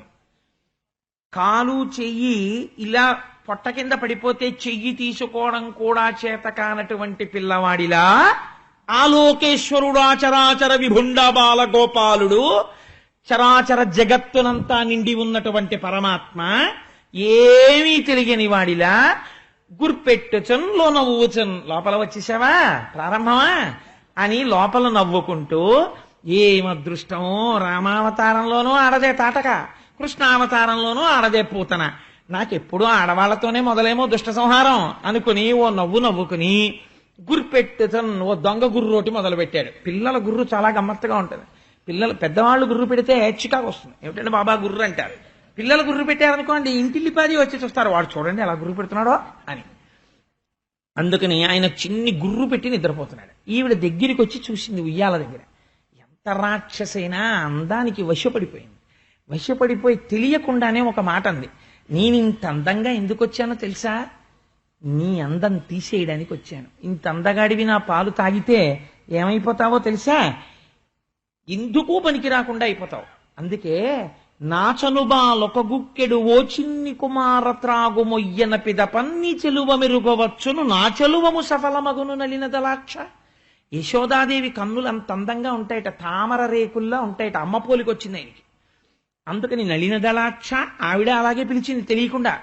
తామర రేకుల వంటి కన్నులున్న పిల్లాడా ఎంత అందంగా ఉన్నావురా, ఇంత అందం చటుక్కున మాయమైపోతుంది. ఏది? నా చనుబాలొక గుక్కెడు ఓ చిన్ని కుమార త్రాగు మొయ్యన పిదపన్ నా చెలువ మెరుగవచ్చును. నా అందం ఏమిటో అప్పుడు చదువు గాని, నీ చెలువము సఫలమగును, నీ అందానికి సార్థకత వస్తుంది, దా తాగు అని గబగబా ఉయ్యాలలో ఉన్న పిల్లాన్ని తీసుకుని ఒళ్ళో పెట్టుకుని స్తన్యం వాడి నోట్లో పెట్టబోతోంది. ఎక్కడో లోపల పని చేసుకుంటున్నారు రోహిణి యశోదాదేవిని. వాళ్ళు చూశారు. చూసి అయ్యయ్యో అదేమిటమ్మా మా పిల్లవాడికి పాలిస్తున్నావు, అలా ఇవ్వకు, మా పిల్లవాడు అన్య స్త్రీల యొక్క క్షీరమును స్వీకరించాడు, ఆగంటున్నారు. ఆవిడ స్తన్యమంతా విషమే కాబట్టి ఒక్కసారి ఆ విషాన్ని పిల్లవాడి నోట్లో పెడితే చాలు అనుకుంది. అని గబగబా పిల్లవాడిని తీసి ఒళ్ళో పెట్టుకుని వాడి ముఖం ఇలా తిప్పి ఎలా అయినా సరే ఆ స్తన్యం నోట్లో పెట్టే ప్రయత్నం చేస్తాను. ఈయన ఎంత తెలివితేటలైన ప్రయత్నం చేశాడంటే, పోతన గారు లైవ్ టెలికాస్ట్ ఇచ్చారండి. జీవితంలో ఒక్కసారి ఇక్కడ అలా దర్శనం అయితే చాలు పాపాలు విరిగిపోతాయని. మేల్కొన్న చెరుగున మెల్లన కను విరిచి క్రీగంట చూచుచు గిదిసి నీల్గి ఆవులించుచు చేతుల అకసంబున జాజి ఎదుగిలియో కన్న యోజనూది బిగుచన్ను కవకేళ కబళించి పీడించి గొక్కకు గుటుకు మనుచు ఒక రెండు గ్రుక్కలను విధ ప్రాణముల సైతము మేనిలో సత్వమెల్లా త్రావె నదియును గుండెలు తల్లడిల్లా ఇతర బాలుర క్రియవాడవివు కాదు చన్ను విడువుము చాలు ననుచు. లైవ్ టెలికాస్ట్ ఇచ్చారు శబ్దంతో క్యాన్వాస్ గీసి మహానుభావుడు. మేల్కొన్న తెరగున మెల్లన కను విచ్చి క్రీగంట చూచుచు గిదిసి నీల్గి ఆవులించుచు బాగా నిద్రపోతున్న పిల్లాన్ని ఏదో ఆ పిల్లాడి పుట్టినప్పటి నుంచి ఎప్పుడొచ్చి అన్నయ్య నీ కొడుకుని చూస్తాను రా, ఎప్పుడొచ్చి నీ అన్నయ్య నీ కొడుకుని చూస్తాను రా అని చెప్పి ఆర్తితో ఉన్న మేనత్త ఆ పిల్లాడు పుట్టినటువంటి ఓ నెల 15 రోజులకో ఎప్పుడు అమెరికా నుంచి వచ్చింది అనుకోండి, పిల్లాడు గాఢ నిద్రలో ఉన్నా సరే ఉయ్యాల నుంచి లేపేసి అత్తయ్య ఒళ్ళో పడుకోబెట్టి, ఇదేంటి ఒరే నాన్న నీకోసం వచ్చాను రా, అంత దూరం నుంచి ఏది ఇలా చూడు అని ఇలా ఇలా బుగ్గలు అన్నారనుకోండి, వాడు ఇంకా లేచి లేవనట్టుగా ఒక్కసారి ఇలా కళ్ళు విప్పి ఇలా మూసేసి ఓ పెద్ద ఆవలించి ఆ చేతులు ఆకాశంలోకి ఎత్తి ఓసారి ఇలా ఒళ్ళు కుదిపి మళ్ళీ పడుకున్నట్టే మేల్కొన్న తెరగున మెల్లన కనువిచ్చి క్రిగంట చూచుచు గిదిసి నీల్గి ఆవులించుచు చేతులాకసంబున దాచి ఒదిగిలి ఆ కొన్న యోజనూది ఏమీ తెలియని వాళ్ళ ఆవలించాడు, ఇలా చూశాడు, మళ్ళీ నిద్ర వచ్చేసిన వాళ్ళ ఇలా కళ్ళు మూసేశాడు, ఇలా పడుకున్నాడు, మళ్ళీ కళ్ళు విప్పాడు, అబ్బా తాగక తప్పదా అన్నట్టుగా చూసి ఏంటమ్మా ఈ పాలు తాగడం నిద్రలో అని విసుక్కుని అయినా తాగడం అలవాటైపోయిన వాళ్ళ అమ్మ స్తన్యం తాగినట్టే ఆ స్తన్యాన్ని తన బుజ్జి బుజ్జి వేళ్లతో ఇలా పట్టుకుని గుటుకు గుటుకు మనుచు గుటుక్కమని వినపడిందిట. పిల్లలు చాలా గమ్మత్తుగా ఉంటుంది, వాళ్ళకి తెలిసి తెలియక మంచి గాఢ నిద్దట్లో తాగుతుంటే అని గుటక వినపడుతుంది. అలా ఆ గుటుకు గుటుకు మనుచు పోతన గారు ఎక్కడ వరకు విన్నారో చూడండి. కృష్ణుడి కంఠంలోకి దిగుతున్న పూతన పాలని విన్నారు ఆయన. గుటుకు గుటుకు మనుచు ఒక 2 గుక్కలు తాగారంతే. నువిద ప్రాణముల సైతము మేనిలో సత్వమెల్లా, గుండెలలో ప్రాణాల దగ్గర నుంచి ఆవిడ శరీరంలో ఉన్న శక్తినంతటినీ లాగేశారు 2 గుక్కల్లో. ఇప్పటి వరకు తాగు తాగు అంటమే తప్ప వదులు వదులు అండం ఆవిడికి తెలియదు. ఇప్పుడు ఈవిడేమంటోంది, మేనిలో సత్వమెల్ల త్రావినదియును గుండెలు తల్లడిల్లా, ఇతర బాలుర క్రియవాడవివు కాదు చన్ను విడువుము విడువుము చాలు ననుచు, వదలరా బాబోయ్ అంటోంది ఆవిడే. పట్టి విడువరాదు నా చేయి, పట్టుకుంటే వదులుతాడైనా. తాగేశాడు. తాగేగానే ఆ కామరూపం పోయి ఒక్కసారి గిర్ర గిర్ర గిర్ర గిర్ర గిర్ర తిరుగుతూ ఆ నెత్తురు కక్కుతూ భయంకరమైన శరీరంతో 13 కిలోమీటర్లండి పూతనా శరీరం. అంటే సావర్లకోట రైల్వే స్టేషన్ దగ్గర కాళ్ళుంటే ఇంద్రపాలెం లాకుల దగ్గర తలబడింది, అంత పెద్ద శరీరం. దారుణ లాంగూల దంతదండంబులు నగగహ్వరము బోలు నాశికయును, గండశైలాకృతి కలకు చెయ్యుగములు అని గండశైలాకృతి కలకు చెయ్యుగమును, ఆ జాగుకట్టల పోరు చెరకోరు హస్తంబు అంకిన చెరువుతో నెనయు కడుపు, చీకటి నూతుల జనయునేత్రంబులు పెనుదిబ్బపోలుడు పెద్ద శిరము, గదిసి షట్క్రోశ దీర్ఘమై కదిసి చూడ. 13 కిలోమీటర్ల దూరం ఎంత ఉంటుందో అంత పెద్ద శరీరంతో వచ్చి నెత్తురు కక్కుతూ నేల మీద పడిపోయింది. పడిపోయేటప్పుడు ఒక గమ్మత్తు జరిగింది. స్తన్యపానం చేస్తున్నటువంటి కృష్ణుడు ఆవిడ గుండెల మీద ఉన్నాడు. ఆ గుండెల మీద ఉన్న కృష్ణుడిని అలాగే చేతులతో పట్టుకుని గిరగిర తిరిగి పడిపోయింది. పడిపోతే పోతన గారంటారు, దారుణలాంగూల దంతదండంబులు నగగహ్వరము బోలు నాశికయును. దంతదండంబులు అంటే ఆ కోరలు ఎలా ఉన్నాయంటేట నాగేటి చాళ్ళు ఉంటాయి. ఆ నాగలికి భూమిలో పెట్టి దున్నేటప్పుడు ఇలా ఏటవాలుగా ఉంటుంది ఆ నాగేటి చాలు. అది ఎలా ఉందో అలా ఉన్నాయి ఆ కోరలు.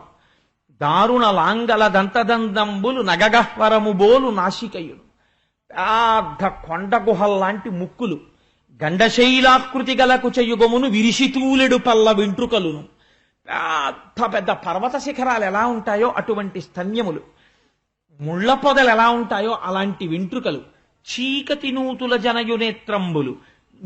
ఆ చచ్చిపోవడంలో ప్రాణాలు శక్తి లాగేశారేమో, కళ్ళు వెనక్కెళ్ళిపోవడంలో ఇలా చీకటి నూతులు అని ఉంటాయి. ఒక పెద్దాపురంలోనే చూశాను నేను వాటిని, నా అదృష్టం కొద్దీ.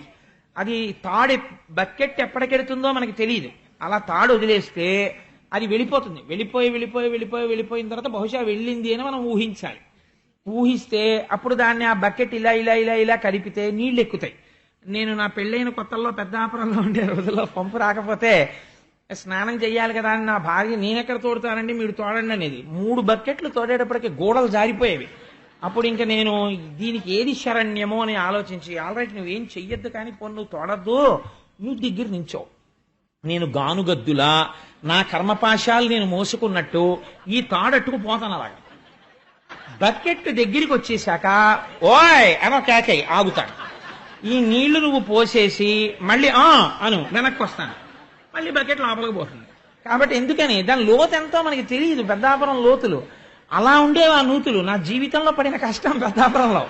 కాబట్టి చీకటి నూతుల జనయునేత్రంబులు, ఆ పూతన యొక్క కళ్ళు చీకటి నూతుల్లో ఉన్నాయిట, గుడ్డెక్కడుందని కనిపెట్టాలి. చీకటి నూతుల జనయునేత్రంబులు, ఇవన్నీ నువ్వు పెద్ద పట్టించుకోకు. చీకటి నూతుల జనయునేత్రంబులు పెనుదిబ్బ పోలెడు పెద్ద పిరుదు, పెద్ద పెద్ద దిబ్బలు ఎంతంత ఉంటాయో అటువంటి పిరుదులతో కూడినదై, ఎండిపోయిన చెరువు ఎలా ఉంటుందో అటువంటి కడుపుతో, కదిసి షట్కోశ దీర్ఘమై కదిసి చూడ భయదమగుదాని కళేబరము చూచి గోప గోపీజనంబులు గుమికూడి బెగడుచుండిరి మనమున బెదరు కదిరి. ఈ గోపీజనం అంతా శరీరం చుట్టూ నిలబడ్డారు. అయ్య బాబోయ్, అంత పెద్ద రాక్షసి, అంత పెద్ద రాక్షసి అంటున్నారు. కృష్ణుడు పడిపోయాడని వాళ్ళకి తెలియదు. ఈ యశోదకి తెలుసు, ఆ రోహిణికి తెలుసు. అయ్యో పిల్లాడని పర్వతం ఎక్కినట్టు ఎక్కారు ఆ శరీరం మీదకి, భుజాల నుంచి ఎక్కి వెతుకుతున్నారు ఏడి పిల్లాడని. వాళ్ళ మనస్సులో ఏమిటంటే అంత పెద్ద రాక్షసితో పడిపోయాడు, ఇలా చేతులతో పట్టుకు పడిపోయింది కాబట్టి పసికూన ప్రమాదం జరిగి ఉంటుంది అని వాళ్ళు అనుకున్నారు. ఈయనేం చేశాడు, వీళ్ళు ఎక్కేటప్పటికి ఏమీ తెలియని వాళ్ళ ఉంటాడు, చక్కగా నవ్వుతూ, ఇదిగో ఈ వెనకాల ఉన్నాడు కదా, అలా హాయిగా ఆవిడ గుండెల మీద పడుకుని ఏమీ తెలియని వాళ్ళ కాళ్ళు రెండు ఆకాశంలోకి ఎత్తి, చేతులెత్తి ఓ బోసినవ్వు నవ్వుకుంటూ ఓ ఉంగా అంటున్నాడు. వీళ్ళు చూసి పాపం అనుకున్నారు, అయ్యో ఎంత అదృష్టమో, పిల్లాడు బతికున్నాడమ్మా అని.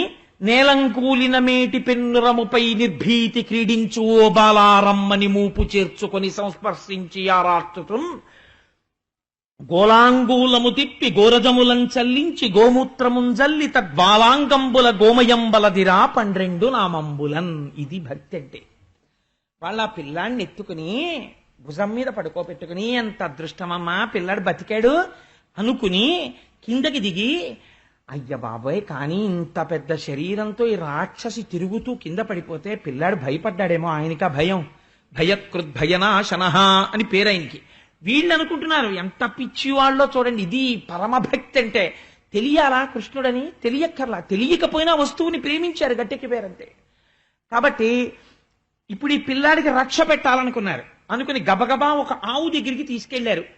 భాగవతం చెప్పుకుంటూ గోపూజ చేసి గోవుకి ప్రదక్షిణం చెయ్యకపోతే నిష్కృతి ఉంటుందండి. ఆ ఆవులతోనే కృష్ణయ్యకి అనుబంధం. రేపు మహాశివరాత్రి నాడు పొద్దున్న 3 గోవులు దూడలతో అలా నించున్నాయి అనుకోండి, మనందరం వాటికి పూజ చేస్తున్నాం అనుకోండి, మీకు ఒక పరమ సత్యం చెప్పనా? కృష్ణయ్య వచ్చి ఇక్కడే ఉంటాడు, ఎక్కడ ఉన్నాడు, భాగవతం మొదల నుంచి ఇక్కడే ఉంటాడు. అక్కడ ఉన్నాడుగా గురువాయూరప్ప కింద, వచ్చి ఇక్కడే ఈ ప్రాంగణంలో తిరుగుతుంటాడు. ఎందుకంటే ఆయనకి నందవ్రజం కనబడుతుంటుంది ఎదురుగుండా, ఆవులు దోళ్ళలో చూడగానే వాటికి మనం పూజ చేయగానే పొంగిపోతాడే. అందుకే మహాశివరాత్రి నాడు గోపూజతో ప్రారంభం చేస్తున్నాం కార్యక్రమాన్ని. చక్కగా మనందరం ఆ గోవులకి ప్రదక్షిణం చేద్దాం, మనందరం నందవ్రజంలో గొల్లలం అయిపోదాం, ఏమీ తెలియని వాళ్ళలాగా. కాబట్టి వాళ్ళ ఆ పిల్లాడిని ఎత్తుకుని ఆవు దగ్గరికి తీసుకెళ్లి ఆవు తోక పిల్లాడి చుట్టూ తిప్పి ఆవు మూత్రం తీసి ఆయన మీద చల్లి, నీ శిరస్సును కేశవుడు రక్షించుగాక, కంఠమును ఏదో హృషీకేశుడు రక్షించుగాక, హృదయమును వామనుడు రక్షించుగాక, గర్భమును మాధవుడు రక్షించుగాక, ఏదో తొడలను స్వామి ముకుందుడు రక్షించుగాక, ఏ నామం పెట్టి చెప్పినా ఆయన పేరే కదండి అడుగిటైనా. కాబట్టి కేశవ, నారాయణ, గోవింద, విష్ణు, మధుసూదన, త్రివిక్రమ, వామన, హృషీకేశ, ఈ 12 నామాలు పెట్టి శరీరంలో ఉన్నటువంటి ప్రధానమైన అంగాలకి పేడ పూస్తూ రక్ష పెట్టారు. ఇవన్నీ ఎవరు? కేశవుడు బాహువులను రక్షించుగాక, గోవిందుడు శిరస్సును రక్షించుగాక అంటే అవన్నీ ఈ కృష్ణుడు కాకుండా ఇంకోళ్ళు ఉన్నారేంటి? ఆయనే. కానీ వాళ్ళ భక్తి అటువంటిది. కాబట్టి పేడతో 12 అంగములకు ఆయనకి రక్ష పెట్టారు. ఆయన మనసులో నవ్వుకుంటున్నట్ట, ఏమి భక్తిరా వీళ్ళది అని. ఇంతలో ఒక చిత్రమైనటువంటి గమ్మత్తు ఒకటి జరిగింది. ఈ నందవ్రజం నుంచి ఈ పూతన రావడానికి పూర్వము బయలుదేరి వసుదేవుడు మధుర వెళ్ళాడు. దేనికి అంటే కంసరాజుకి ఈయన సామంతుడు కాబట్టి కప్పం కట్టాలి ప్రతి ఏడాది. ఆ కప్పం కట్టడం కోసమని ధనాన్ని తీసుకుని వెళ్లి కంసుడికి కప్పం కట్టేసి మధురలోనే ఉన్నాడు కదా అని వసుదేవుడిని చూడ్డానికి వెళ్ళాడు. వెళ్ళి ఆ వసుదేవుడి దగ్గరికి వెళితే వసుదేవుడు అన్నాడు, ఇది మిత్రత్వం అంటే ఎంత ప్రేమ ఉంటుందో చూడండి. ఆయన ఎదురొచ్చి కౌగిలించుకుని అన్నాడు, వసుదేవా, మహానుభావా, చాలా సంతోషమయ్యా, ఇన్నాళ్లకి ఒక మంచి మాట విన్నానోయ్ నందా, నీకు కొడుకు పుట్టాడు అని విన్నాను. ఎంత ఐశ్వర్యమున్నా పిల్లలు లేని ఇల్లు అసలైన ఐశ్వర్యము లేని ఇల్లే కదా, అందుకని నువ్వు గొప్ప ఐశ్వర్యాన్ని పొందావు, నేను చాలా సంతోషిస్తున్నాను అన్నాడు. అంటే మిత్రత్వం అంటే ఎలా ఉంటుందో చూడండి. వసుదేవుడు అన్నాడు, నిజమేనయ్యా, నువ్వు చాలా గొప్ప మాట మాట్లాడావు, నేను కప్పం కట్టడానికి వచ్చి నిన్ను చూసిపోదామని వచ్చాను. నీకు పుట్టారు 6 కుమారులు, కానీ 6 దుష్టుడైన కంసుడు సంహరించాడు. నీకున్ దేవకింజనించిన సుతానీకంబు దొట్టోడమున్నీ కంసుడు వధించే, మీ సుతన్ తుదిన్ హింసింప తప్పి తానాకాశంబునకేగ బాలయతి దైవాధీనమాపద్దశన్, శోకం వందు నెతజ్ఞు ఉరడిలు నాసూనుడు నీసూనుడే. ఆయన అన్నాడు, 6 పిల్లల్ని కంసుడు సంహరించాడు, 7వది ఆడపిల్ల. ఆడపిల్లని కూడా దుర్మార్గుడు సంహరించపోతే ఆకాశంలోకి వెళ్ళిపోయింది. కాబట్టి నువ్వేం బెంగ పెట్టుకోకోయ్ వసుదేవా, నా కొడుకు నీ కొడుకే, నాకు కొడుకున్నాడు కదా ఇప్పుడు కృష్ణయ్య, వాడు నీ కొడుకే అనుకో అన్నాడు. అసలు నిజంగా అంతే కదండి, ఈయన ఆయన కొడుకే. అంటే వసుదేవుడు అన్నాడు, ఆయన త్రికాలవేది మహానుభావుడు. మీరు మొదటి నుంచి వింటున్నారు కదా, వసుదేవుడు అంటే ఎంత మాట తప్పని వాడో. ఆ అనుష్ఠాన బలం నుంచి వస్తుంది ఆయన మాట అంటే, అది సత్యమయ్యే శక్తి. అది అన్నిసార్లు పణం పెట్టరు, కొన్నిసార్లు అనుగ్రహం కలిగితే పణం పెడతారు. అందుకని ఆయన అన్నాడు, నువ్వు కప్పం కట్టావు, నన్ను చూడ్డానికి వచ్చావు, చాలా బాగుంది అక్కడ వరకు, కానీ నందవ్రజంలో ఉత్పాతములు జరగబోతున్నాయి, నువ్వు తొందరగా బయలుదేరి నందవ్రజానికి వెళ్ళిపో అన్నాడు. ఎందుకని ఆయనకి తెలుసు, కంసుడు కృష్ణుణ్ణి పరిమార్చాలని ప్రయత్నిస్తున్నాడు. గబగబా బయలుదేరి వచ్చేస్తున్నాడు. వచ్చేస్తుంటే ఈ రాక్షసి యొక్క శరీరం పడిపోయింది. పోతన గారు అంటారు, ఇంకా చంటి పిల్లాడు, నిన్న పుట్టినవాడు ఇవాళ పూతనని సంహరించాడు, ఎంత కష్టమో అని మీరు బెంగపెట్టుకుంటున్నారేమో. విషధర రిపు గమనునికి ని విషగల సకునికి విమల్ల విషశయనునికి విషభమ భవ జనకునికి ని విషకుచను విషము కొనుట విషమే తలపన్ అన్నాడు. ఎంత చిత్రమైన పద్యం చూడండి, వృత్తానుప్రాస. విషధర రిపు గమనునికి, విష అంటే విషమును ధరించినటువంటి పాములకు శత్రువైన గరుత్మంతుణ్ణి తన వాహనంగా పెట్టుకున్నవాడికి, విషగల సకునునికి కంఠమునందు హాలాహలమును నిలుపుకున్నటువంటి మహాపురుషుడైన పరమశివుని యొక్క స్నేహితుడికి, విషభవభవ జనకునికి తామర పువ్వు, తామర పువ్వులోంచి పుట్టినవాడు బ్రహ్మ, ఆ బ్రహ్మగారికి తండ్రి అయినవాడు. విషభవభవ జనకునికి విషకుచను విషము కొనుట విషమే తల్లపన్, నీళ్లల్లో పాము మీద పడుకునే అలవాటున్నవాడికి ఒక స్త్రీ స్తన్యములోంచి వచ్చినటువంటి విషం తాగడం పెద్ద విషయమా, తాగేశాడయా. కాబట్టి ఈ నందాదులు అటువైపు నుంచి వస్తున్నారు, దారిలో అడ్డంగా పడిపోయింది శరీరం, చూశారు. వసుదేవుడు చెప్పింది యథార్థం, చూశావా మహానుభావుడు, బ్రహ్మమును తెలుసున్నవాడు యథార్థం చెప్పాడు, ఉత్పాతం వస్తోంది నందవ్రజంలో అన్నాడు. ఇక్కడ ఈ రాక్షసి పడిపోయింది అని వెంటనే గొడ్డళ్ళు తీసుకొచ్చి ఆ శరీరాన్ని ముక్కల కింద తెగనరికారు. తెగనరికి ఈ శరీరాన్నంతటినీ ఊరికి దూరంగా తీసుకెళ్లి పెద్ద కుప్ప వేసి ఎండుకట్టెలు తీసుకొచ్చి దాని చుట్టూ పేర్చి తైలం పోసి అగ్నిహోత్రాన్ని వెలిగించారు. సహజంగా ఏమనుకుంటారు, ఆవిడ రాక్షసి, కొవ్వుతో నిండిపోయి ఉంది శరీరం, కాబట్టి అది కాలిపోతున్నప్పుడు దుర్వాసన వస్తుంది అని వెనక్కి తిరిగి వెళ్ళిపోతున్నారు. పోతన గారు అన్నారు, పొగిలి పొగిలి కాలు మగువ దేహము నుండి అగరు పరిమళముల పొగలు వెడలి, దేహ కల్మషములు శ్రీహరిముఖమున త్రామబడుట చేసి భువరేణ్య. అగరవత్తులు కాలిపోతుంటే ఎటువంటి సువాసన వస్తుందో, పూతన కాలిపోతుంటే అటువంటి సువాసన వచ్చింది. పూతన కాలిపోతే సువాసన ఎందుకు వచ్చింది అంటే, పూతన పాలు తాగేటప్పుడు పాలతో పాటు ఆవిడ శరీరంలో ఉన్న పాపాన్ని కూడా కృష్ణుడు తాగేశాడు, పుణ్యమే మిగిలిపోయింది. అందుచేతనే ఆ శరీరం కాలిపోతుంటే అగరవత్తుల వాసన వచ్చింది అన్నారు. ఇక్కడ పోతన గారు చాలా చమత్కారంతో కూడినటువంటి పద్యాలు కొన్నింటిని వేశారు. ఆయన అంటారు, హరితన మీదన్ కరములు పదములనిడి చన్ను కుడిసి కదిసిన మాత్రం హరిజనని పగిది పరగతి కరిగిన దురితములు బాసిన సురంగనయున్. ఆవిడ తల్లిలా వచ్చింది కానీ తల్లి కాదు, తల్లిలా పాలిచ్చింది కానీ తల్లిలా పిల్లాన్ని పెంచాలని ఇవ్వలేదు, చంపాలనిచ్చింది. కానీ తల్లి ఎలా ఒళ్ళో పెట్టుకుంటుందో అలా పెట్టుకుంది, తల్లి ఎలా స్తన్యం నోట్లో పెడుతుందో అలా పెట్టింది, ఎలా పిల్లవాడి తల దగ్గరికి పెట్టుకుంటుందో అలా పెట్టుకుంది. ఇలా పెట్టుకున్నంత మాత్రం చేత, కృష్ణుడి కాళ్ళు చేతులు తగిలినంత మాత్రం చేత నిజంగా శ్రీమన్నారాయణుడికి తల్లి ఉంటే ఏ లోకాలకి వెడుతుందో ఆ లోకాలకి పూతన వెళ్ళిపోయింది. ఏం ఆశ్చర్యం అండి! వెన్నుని కొకపరి విషమగు చన్నిచ్చిన బాలహంత్రి చనినట దివికిన్ హరిగని చన్నులు కుడిపెడు తరుణుల ప్రాపించు పదము తలపన్ వశమే. క్వశ్చన్ వేసి వదిలిపెట్టేశారు పోతన గారు. చంపేద్దామని పాలిచ్చినటువంటి పూతన ఊర్ధ్వలోకాలకు వెళ్ళిపోయింది. మరి ఆ పిల్లాడు నా కొడుకు అన్న ప్రేమతో పాలిచ్చినటువంటి తల్లి, ఆ ప్రశ్న మీరు బాగా అర్థం చేసుకోండి. యశోద పేరు వేయలేదు. ఎవరైనా కూడా ఇంట్లో ఒక కృష్ణమూర్తిని పెట్టుకుని మా మా అబ్బాయి, అమ్మో మా అబ్బాయి అండి కృష్ణయ్య అని ఇన్ని పాలు అక్కడ పెట్టారనుకోండి, అంతే ఆయన స్వీకరిస్తాడు. అమ్మ అయిపోయావు ఆ క్షణంలో నువ్వు. కాబట్టి ఎక్కడికి వెళ్ళిపోయావు నువ్వు అంటే, తరుణుల ప్రాపించు పదము తలపన్ వశమే, మోక్షం వస్తుందని పోతన గారు అనలేదు. వాళ్ళు వెళ్ళే స్థితి నేను చెప్పలేను అన్నారు. అంటే ఎంత గొప్ప స్థితికి వెళ్ళిపోతారో చూడండి అని చిత్రమైన మాట ఒకటి అన్నారు. హరిగని చన్నుల కుడిపెడు తరుణుల పాపించు పదము తలపన్ వశమే, హరియారగించుటకు పాల్కురిషడి ధేనువులు ముక్తి కొసల చరించు.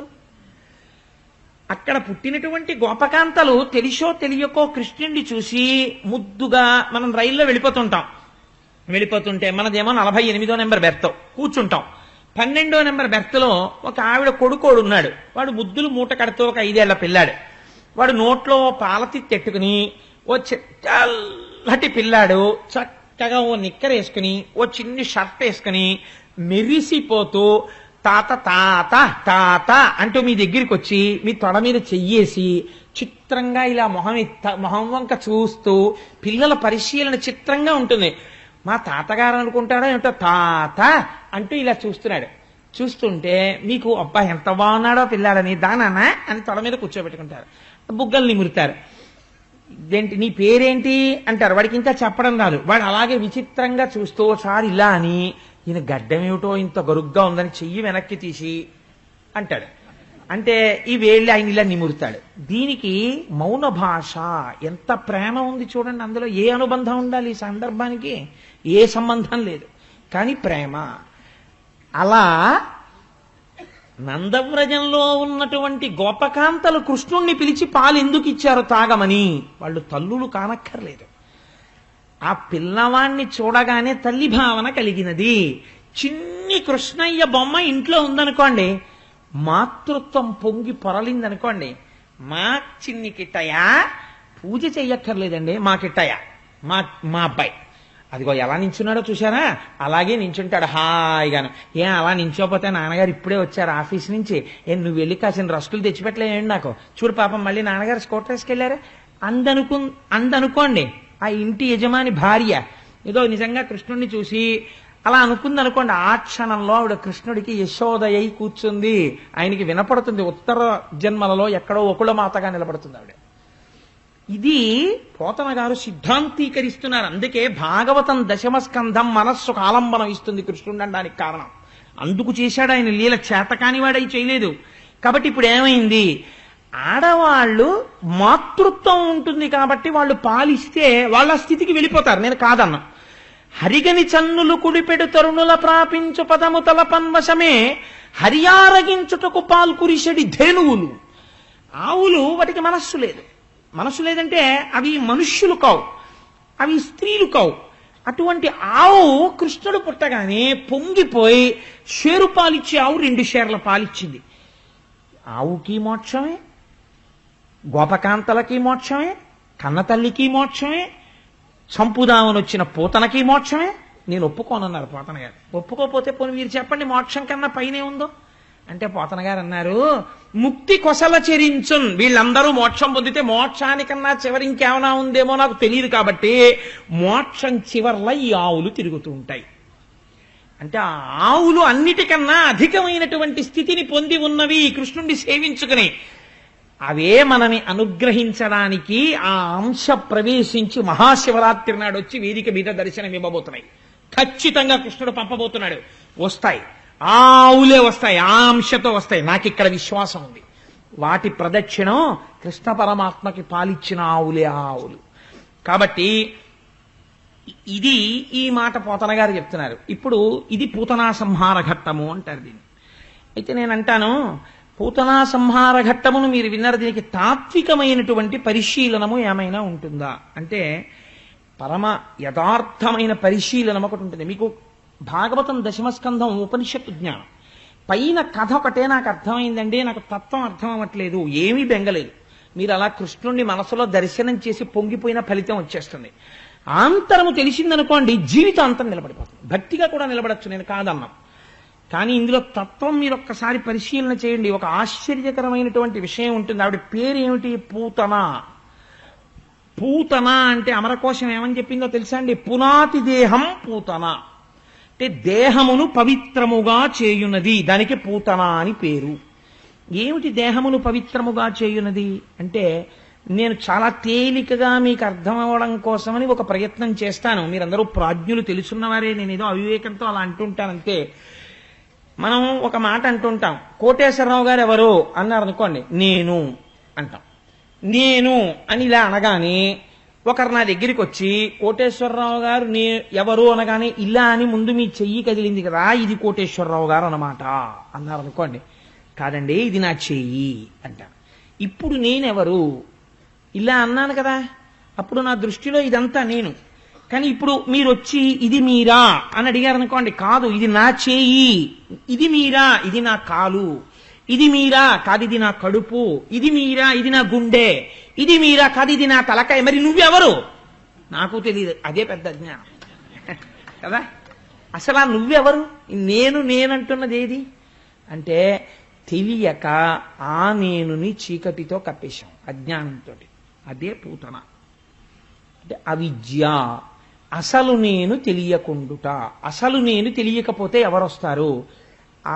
దాన్ని పూర్తి చెయ్యాలి కాబట్టి ఇది వస్తుంది. ఇదేమిటి? ఇది పూతన. ఇప్పుడు ఏం చెప్తుంది? ఇదే నేను అంటుంటుంది. ఈ నేనుకేమవుతుంది? నాది పక్కన చేరుతుంది. ఇదో అబద్ధం కదండి, దీనికి ఇంకో అబద్ధం తోడవుతుంది. అబద్ధమైన దానికి ఇంకో అబద్ధం చుట్టాం నాదంటుంది. దీనికి అస్తిత్వం లేదు. దీనికే సత్యం కాని దానికి మళ్ళీ ఇంకో అసత్యాన్ని దీనికి కలుపుకుంటుంది. ఎంత చిత్రంగా ఉంటుందో తెలుసా అండి? వేదాంతం ఎంత ఘనంగా మాట్లాడుతుందంటే ఒక ఇంటిని చూపించి అంటాడు ఇది నా ఇల్లు అంటుంటాడు. ఇది నా ఇల్లు అన్నప్పుడు ఆ ఇల్లు స్పందించి అవునండి ఆయనే కట్టుకున్నారు అని ఎప్పుడైనా అండం మీరు విన్నారా? ఎప్పుడు అంద ఇల్లు. వీడో 10 ఏళ్ళ ఇల్లు అనుభవించి ఎవరికో అమ్మేశాడు. అమ్మేసిన తర్వాత ఇంకొక ఆయన వచ్చి ఇది నా ఇల్లు అన్నాడు. ఇప్పుడు కూడా ఆ ఇల్లు నిన్నటి నుంచే నేను ఈ ఇల్లు అందం. అలాగే ఉంటుంది. ఎంతమంది ఆ ఇంటిని ఇది నా ఇల్లు అన్న ఆ ఇల్లు అలాగే ఉంటుంది. నా ఇల్లు అన్నవాడు మారిపోతున్నాడు. నా అన్నప్పుడల్లా ఓ పాశం వేసుకుంటున్నావు. నా స్కూటరు ఓ పాశం, మా అబ్బాయి ఓ పాశం, మా ఆవిడ ఇంకో పాశం, మా అమ్మాయి ఇంకో పాశం, మా అల్లుడు ఇంకో పాశం. ఎన్ని వేసుకుంటే అంత పెద్ద పశువు అవుతున్నాడు. పశువుకి ఏముంటుంది? అజ్ఞానం ఉంటుంది, అవిద్య ఉంటుంది. ఈ నేను నాది ఈ రెండే దానికి ఉండే 2 స్థానాలు. ఇప్పుడు ఇందులోంచి ఏమిస్తుంది? విషయములను ఇస్తుంది. విషయమే విషము. విషయములు అనగా ఏమి? దేహం ఇప్పుడు ఏం కోరుతుందండి? సుఖాన్నే కోరుతుంది. ఏమంటే ఒక్కపోతగా ఉంది, ఆ ఫ్యాన్ అడి తిరిగిపోతుంటుంది, ఇటు తిప్పితే బాగుండండి అనిపిస్తుంది. ఎందుకని? ఇది సుఖంగా ఉంటుంది అంటే నేను నిజంగా ఇప్పుడు చెప్పానని కాదండి, ఉదాహరణకి చెప్పానంతే. కానీ దానికి కృతజ్ఞతాభావం ఎక్కువ. చెప్తున్న వాడికి ఎందుకు పాప, అది రికార్డ్ చేసే వాళ్ళకి తగలాలనుకుంటుంది, దాని అనుబంధం వేరు. అందుకని అది ఎప్పుడూ అటే సేవిస్తూ ఉంటుంది, నన్ను సేవించదు. అది వేరే విషయం అనుకోండి. అందుచేత శరీరము సుఖమును వాంఛిస్తుంది. ఈ సుఖం కోసం మరుగుతుంది. నాకు ఇలా ఉండాలి, ఇలా ఉండాలి, ఇలా ఉండాలి అంటుంటుంది. కానీ అది చాలా తీయగా ఉంటుంది. కానీ అది విషయము విషము చంపడానికి పనికొస్తుంది. ఎప్పటికీ స్వస్వరూపం తెలియదు. తెలియకుండా ఈ అబద్ధంలోనే చచ్చిపోతాడు. మరి ఈ అబద్ధంలో చనిపోకుండా దీన్ని ఏమైనా చెయ్యగలమా? మరి అలాంటప్పుడు ఇంకా ఇది ఎందుకు వచ్చినట్టు? అసలు ఇది ఎందుకు? దీంతో ఉన్న ఈ అనుబంధాలు ఎందుకు? మరి ఈ కొడుకు ఎందుకు? ఈ కూతురు ఎందుకు? ఈ భార్య ఎందుకు? ఎందుకు పెట్టినట్టు ఈశ్వరుడు అంటే ఒక్కటే అర్థం చేసుకో. ఏమిటది అంటే వెనకటికి నేను ఒక చిత్రమైనటువంటి విషయం విన్నాను. నేను ఒకసారి డాక్టర్ గారి దగ్గరికి వెళ్ళాను పెద్దాపురంలో. వెడితే ఒక అతను, డాక్టర్ గారు ముందు నన్ను పంపించండి, నా తల తిరిగిపోతోందని ఇలా పట్టుకుని కిందడిపోతూ మీదడిపోతూ తీసుకొచ్చారు. తీసుకొస్తే బాబాయ్ ఆయన్ని తీసుకెళ్ళండి, అలా పడిపోతున్నాడు అంటే తీసుకెళ్ళారు. తీసుకెళ్లేటప్పటికి నేను అక్కడ చూపించుకోవడానికి ఆయన ముందు కూర్చుని ఉన్నాను డాక్టర్ గారి దగ్గర. ఈ తీసుకొచ్చిన ఆయన్ని చూడగానే డాక్టర్ గారికి అమ్మాయిలు లేచిపోయి ప్రయారిటీ ఉంటుంది కదా మరి ముందు గబగబా వెళ్ళి అదే పొద్దున్నే కదా వచ్చావు మళ్ళీ గంటలు వచ్చావు ఏమైందన్నాడు.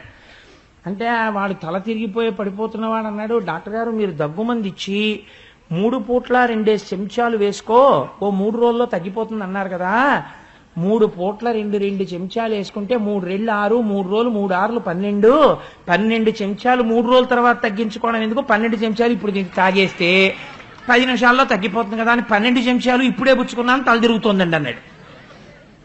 3 రోజులు 3 పూట్ల పుచ్చుకుంటే మిల్లిగా వ్యాధి తగ్గుతుంది కానీ ఒక్కసారి 12 చెంచాలు ఇచ్చుకుంటే దగ్గు తగ్గదు, తల తిరుగుతుంది. అలా మనకి ఎంత మోతాదులో ఏది అవసరమో దాన్ని శుద్ధి చేసి డాక్టర్ గారు ఇస్తారు. మనం తాగితే విషం, డాక్టర్ గారు దాన్ని శుద్ధి చేసి ఇంత మోతాదులో పుచ్చుకో అన్నారనుకోండి, అది ఏమవుతుంది, అమృతం అయిపోతుంది, శరీరంలో ఉన్న రోగాన్ని తీసేస్తుంది. ఒక్కొక్కసారి చిత్రంగా ఉంటుంది ప్రపంచంలో, ఆరోగ్యంగా ఉన్నవాడు పొరపాటునది వేసుకున్నాడు అనుకోండి అనారోగ్యం వస్తుంది, అనారోగ్యంగా ఉన్నవాడు వేసుకున్నాడు అనుకోండి అనారోగ్యం తగ్గుతుంది. ఎందుకు అలా జరుగుతుంది అంటే డాక్టర్ గారు చెప్తే అది విషముగా ఉన్నది ఔషధంగా పనిచేస్తుంది, అది డాక్టర్ గారి చేతిలో ఉంది. విషయములను అనుభవించవచ్చు, తప్పులేదు, వేదం ఏం చెప్పిందో అవి అనుభవించవచ్చు. గృహస్థాశ్రమంలోకి వెళ్ళవచ్చు, భార్యతో ఉండవచ్చు, బిడ్డలను కనవచ్చు, మధురాన్నమును తినవచ్చు, ఇవన్నీ చెయ్యవచ్చు.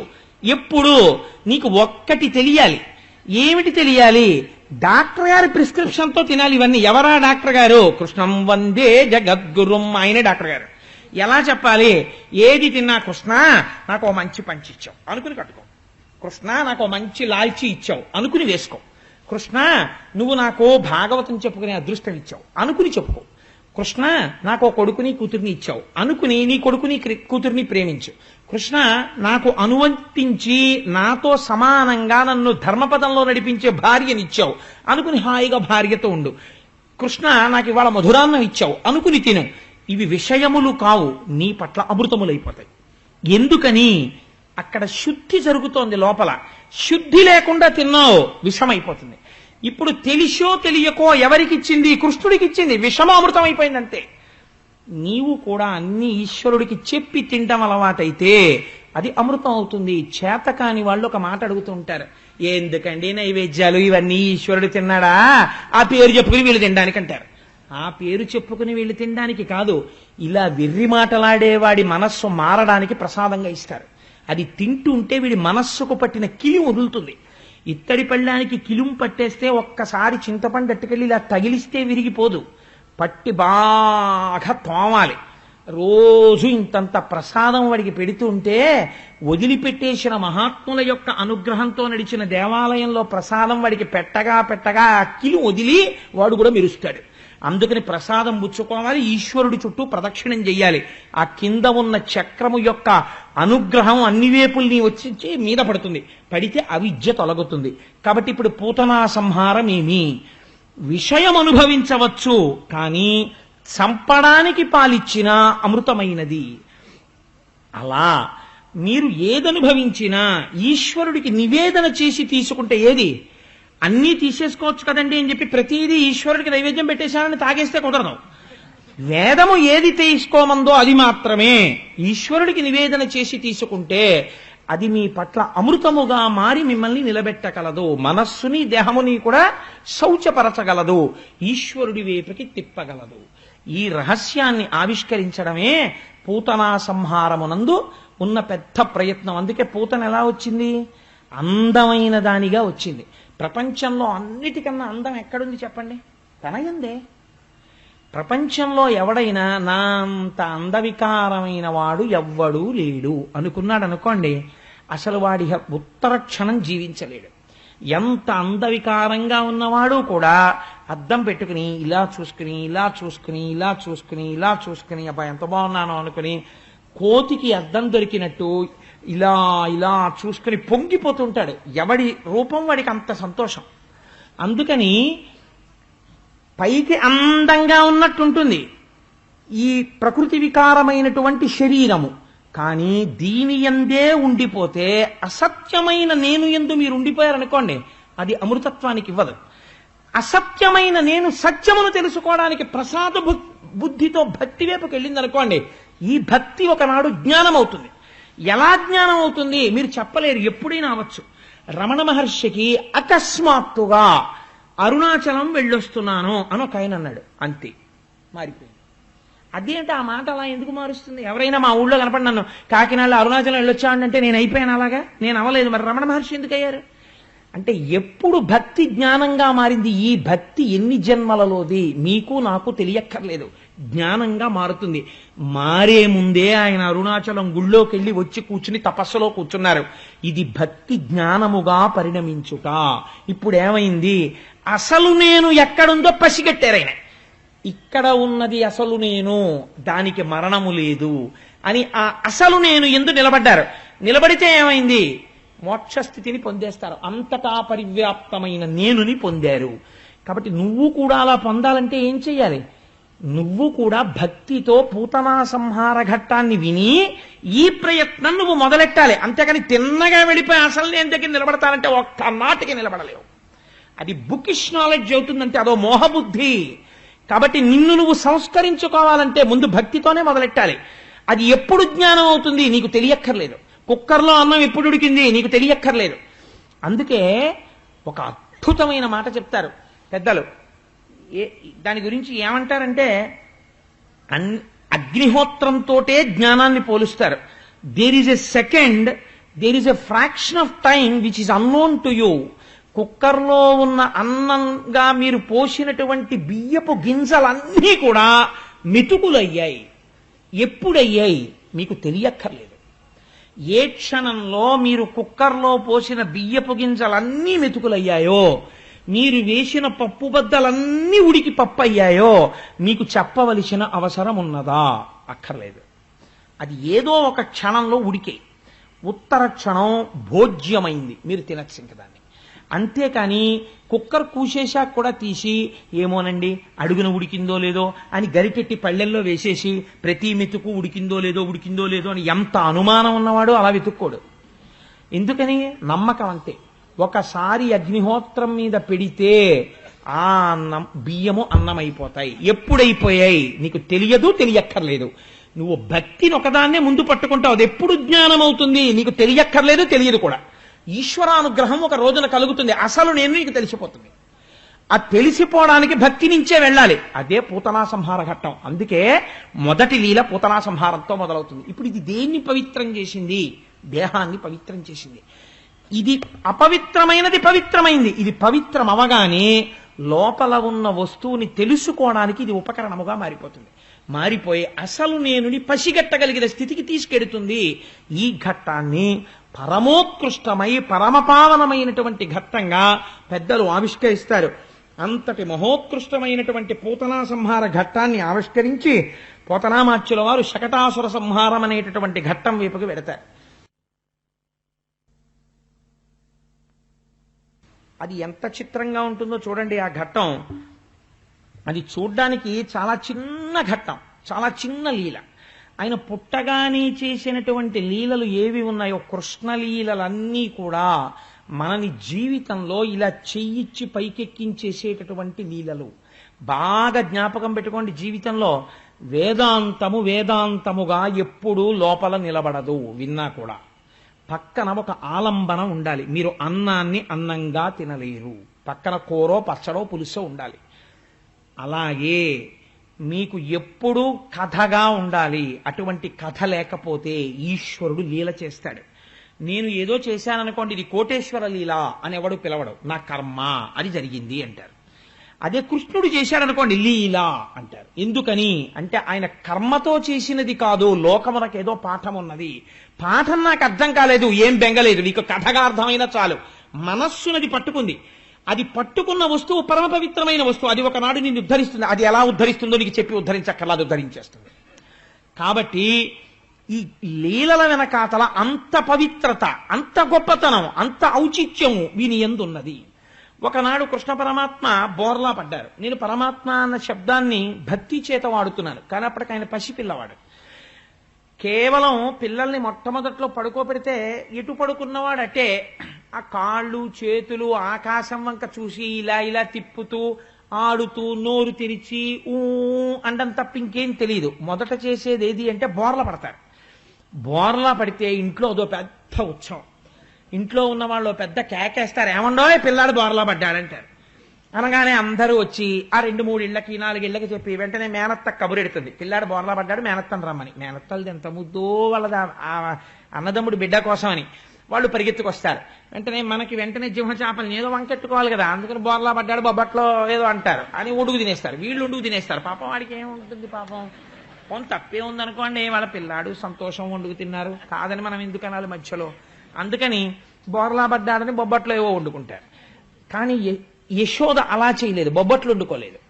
ఆవిడేం చేసిందంటే కృష్ణుడు బోర్లా పడ్డాడు కాబట్టి నేను ముత్తైదవులను పిలిచి వాళ్ళకి పసుపు కుంకాలు ఇస్తాను, వాళ్ళకి చీరలు పెడతాను, రవికెల గుడ్డలు పెడతాను, బ్రాహ్మణుల్ని పిలిచి గోదానం చేస్తాను, ఈశ్వరుడికి అభిషేకం చేస్తానండి.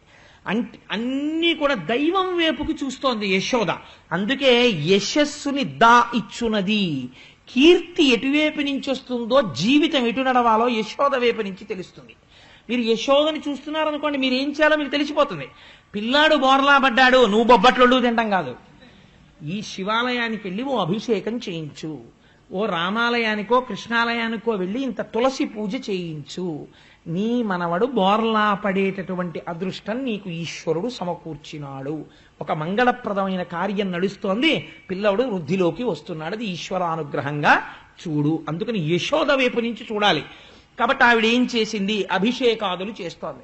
ఓ ఇంటి నిండా బ్రాహ్మణులు వచ్చారు, పూజలు జరుగుతున్నాయి, నందుడు మంచి సంతోషంగా ఉన్నాడు, ఇంటికి అందరూ వచ్చారు, వాళ్ళతో మాట్లాడుతున్నాడు. అబ్బో మీ పిల్లాడేమిటో పూతన మీద పడిపోయాట, బతికేట అని ఓ కథలుగా చెప్పుకుంటున్నారు. ఇప్పటి నుంచి ఆయన్ని మాత్రం తీసుకెళ్ళి, వాళ్ళది ఏముందండి, చక్కగా వాళ్ళ ఐశ్వర్యం అంతా పశువులు పాడి.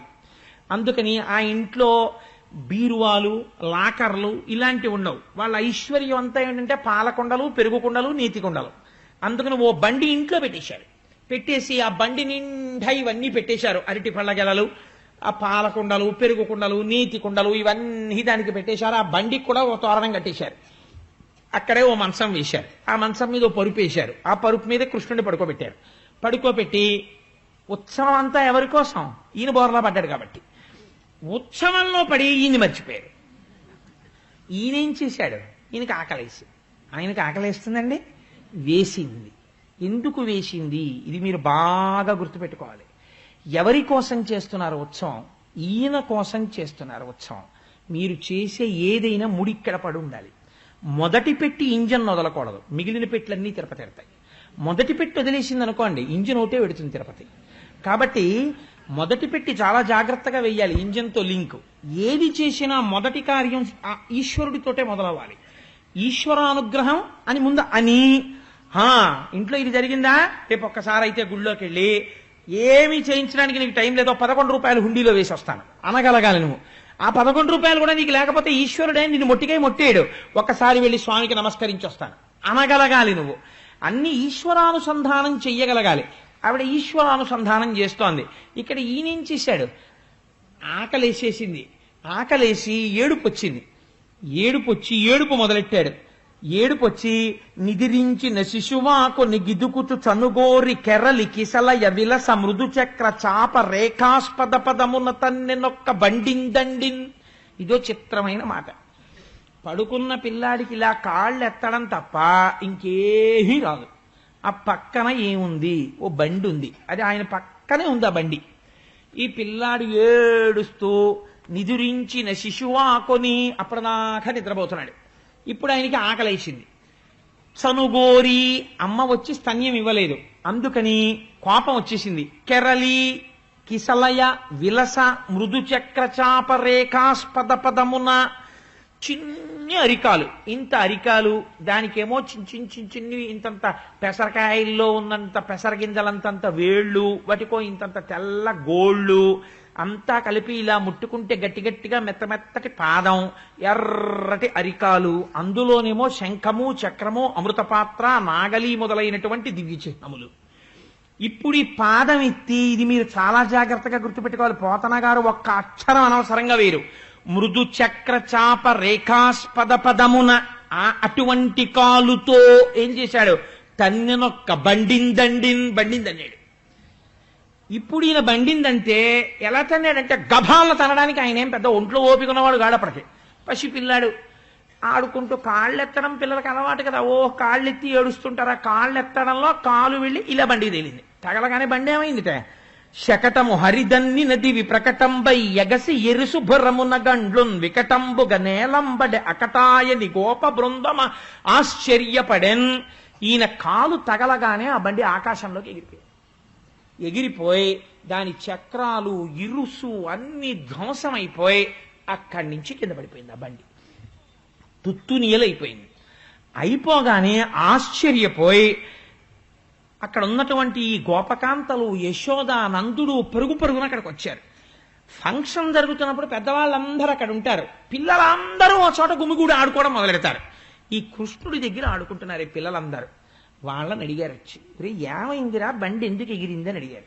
అడిగితే వాళ్ళన్నారు, నిదురించిన శిశువాకుని ఏడ్చిన కాలెత్తి తాకిన ఈ శకటం ఎగిరెను కాని ఏ మూలమున బండియగదని తద్బాలుని కడ నాడు చుండి పలికిరి శిశువుల్.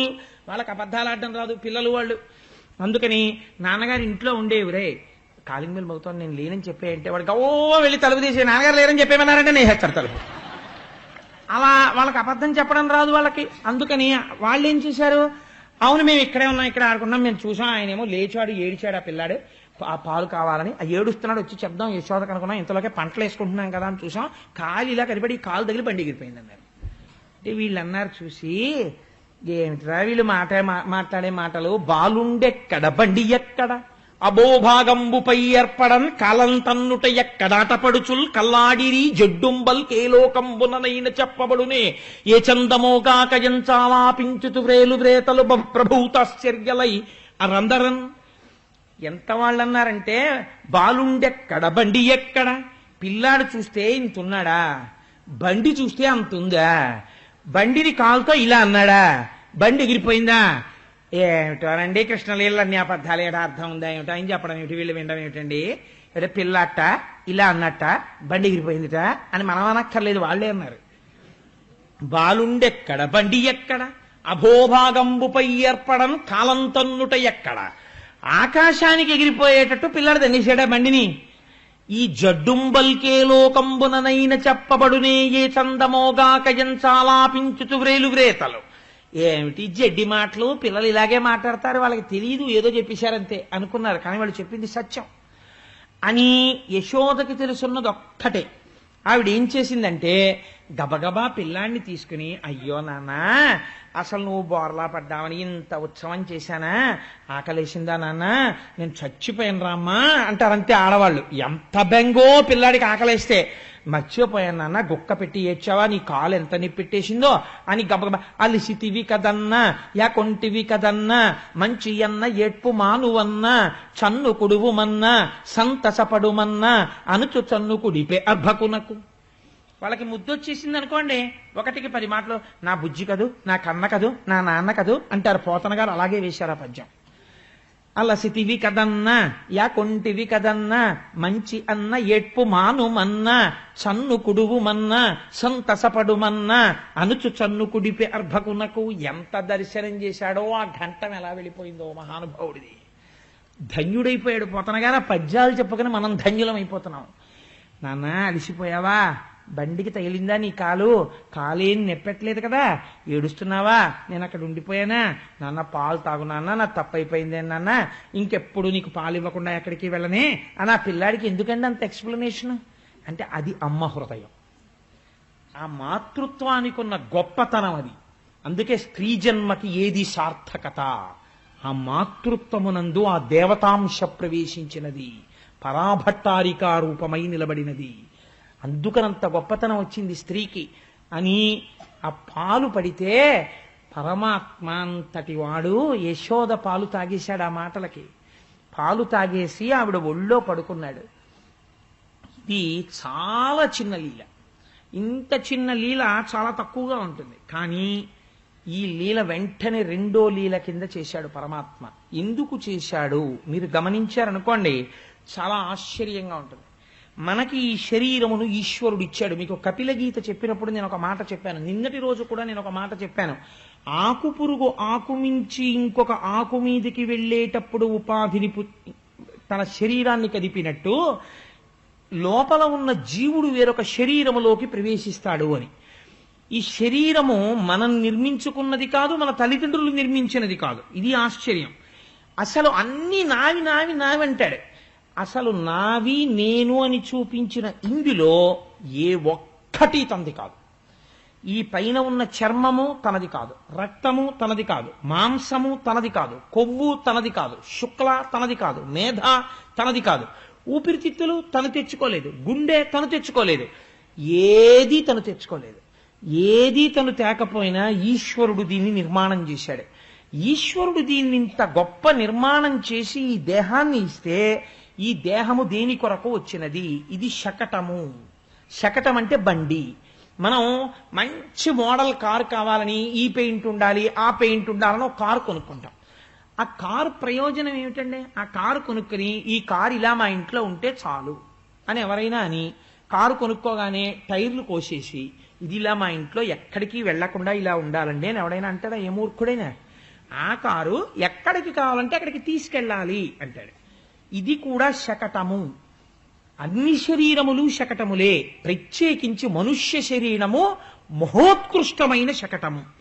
ఈ బండినికి మీరు తీరాన్ని చేరగలరు, కానీ ఈ బండినికి మనము తీరము చేరడం లేదు. ఎందుకు చేరట్లేదు అంటే ఒక్కటే కారణం, దీన్ని దేనికోసం ఉపయోగించాలో దానికోసం ఉపయోగిస్తే తీరం చేరుతారు. కారు మీదే ఇక్కడ బయలుదేరి రేపు పొద్దున్నే విశాఖపట్నం వెళ్ళాలండి అన్నవాడు ఏం చెయ్యాలి? కారులో విశాఖపట్నం వెళ్ళే రోడ్డు ఎక్కాలి. అంతేకాని అమ్మో ఏమంటే రోడ్ల మీద జనం అది ఉంటారు, నేను ఇక్కడి నుంచి విశాఖపట్నం ఎన్ని కిలోమీటర్లండి అంటే 200 కిలోమీటర్లండి అంటే ఎన్ని లీటర్ల పెట్రోల్ కొట్టించుకోవాలండి? ఓ 50 లీటర్లు కొట్టించుకోండి అన్నారు అనుకోండి ఉదాహరణకి. ఆల్ రైట్, 50 లీటర్లు కొట్టుకుని 200 కిలోమీటర్లు ప్రయాణిస్తే వైజాగ్ వచ్చేస్తుందండి అంటే వచ్చేస్తుంది.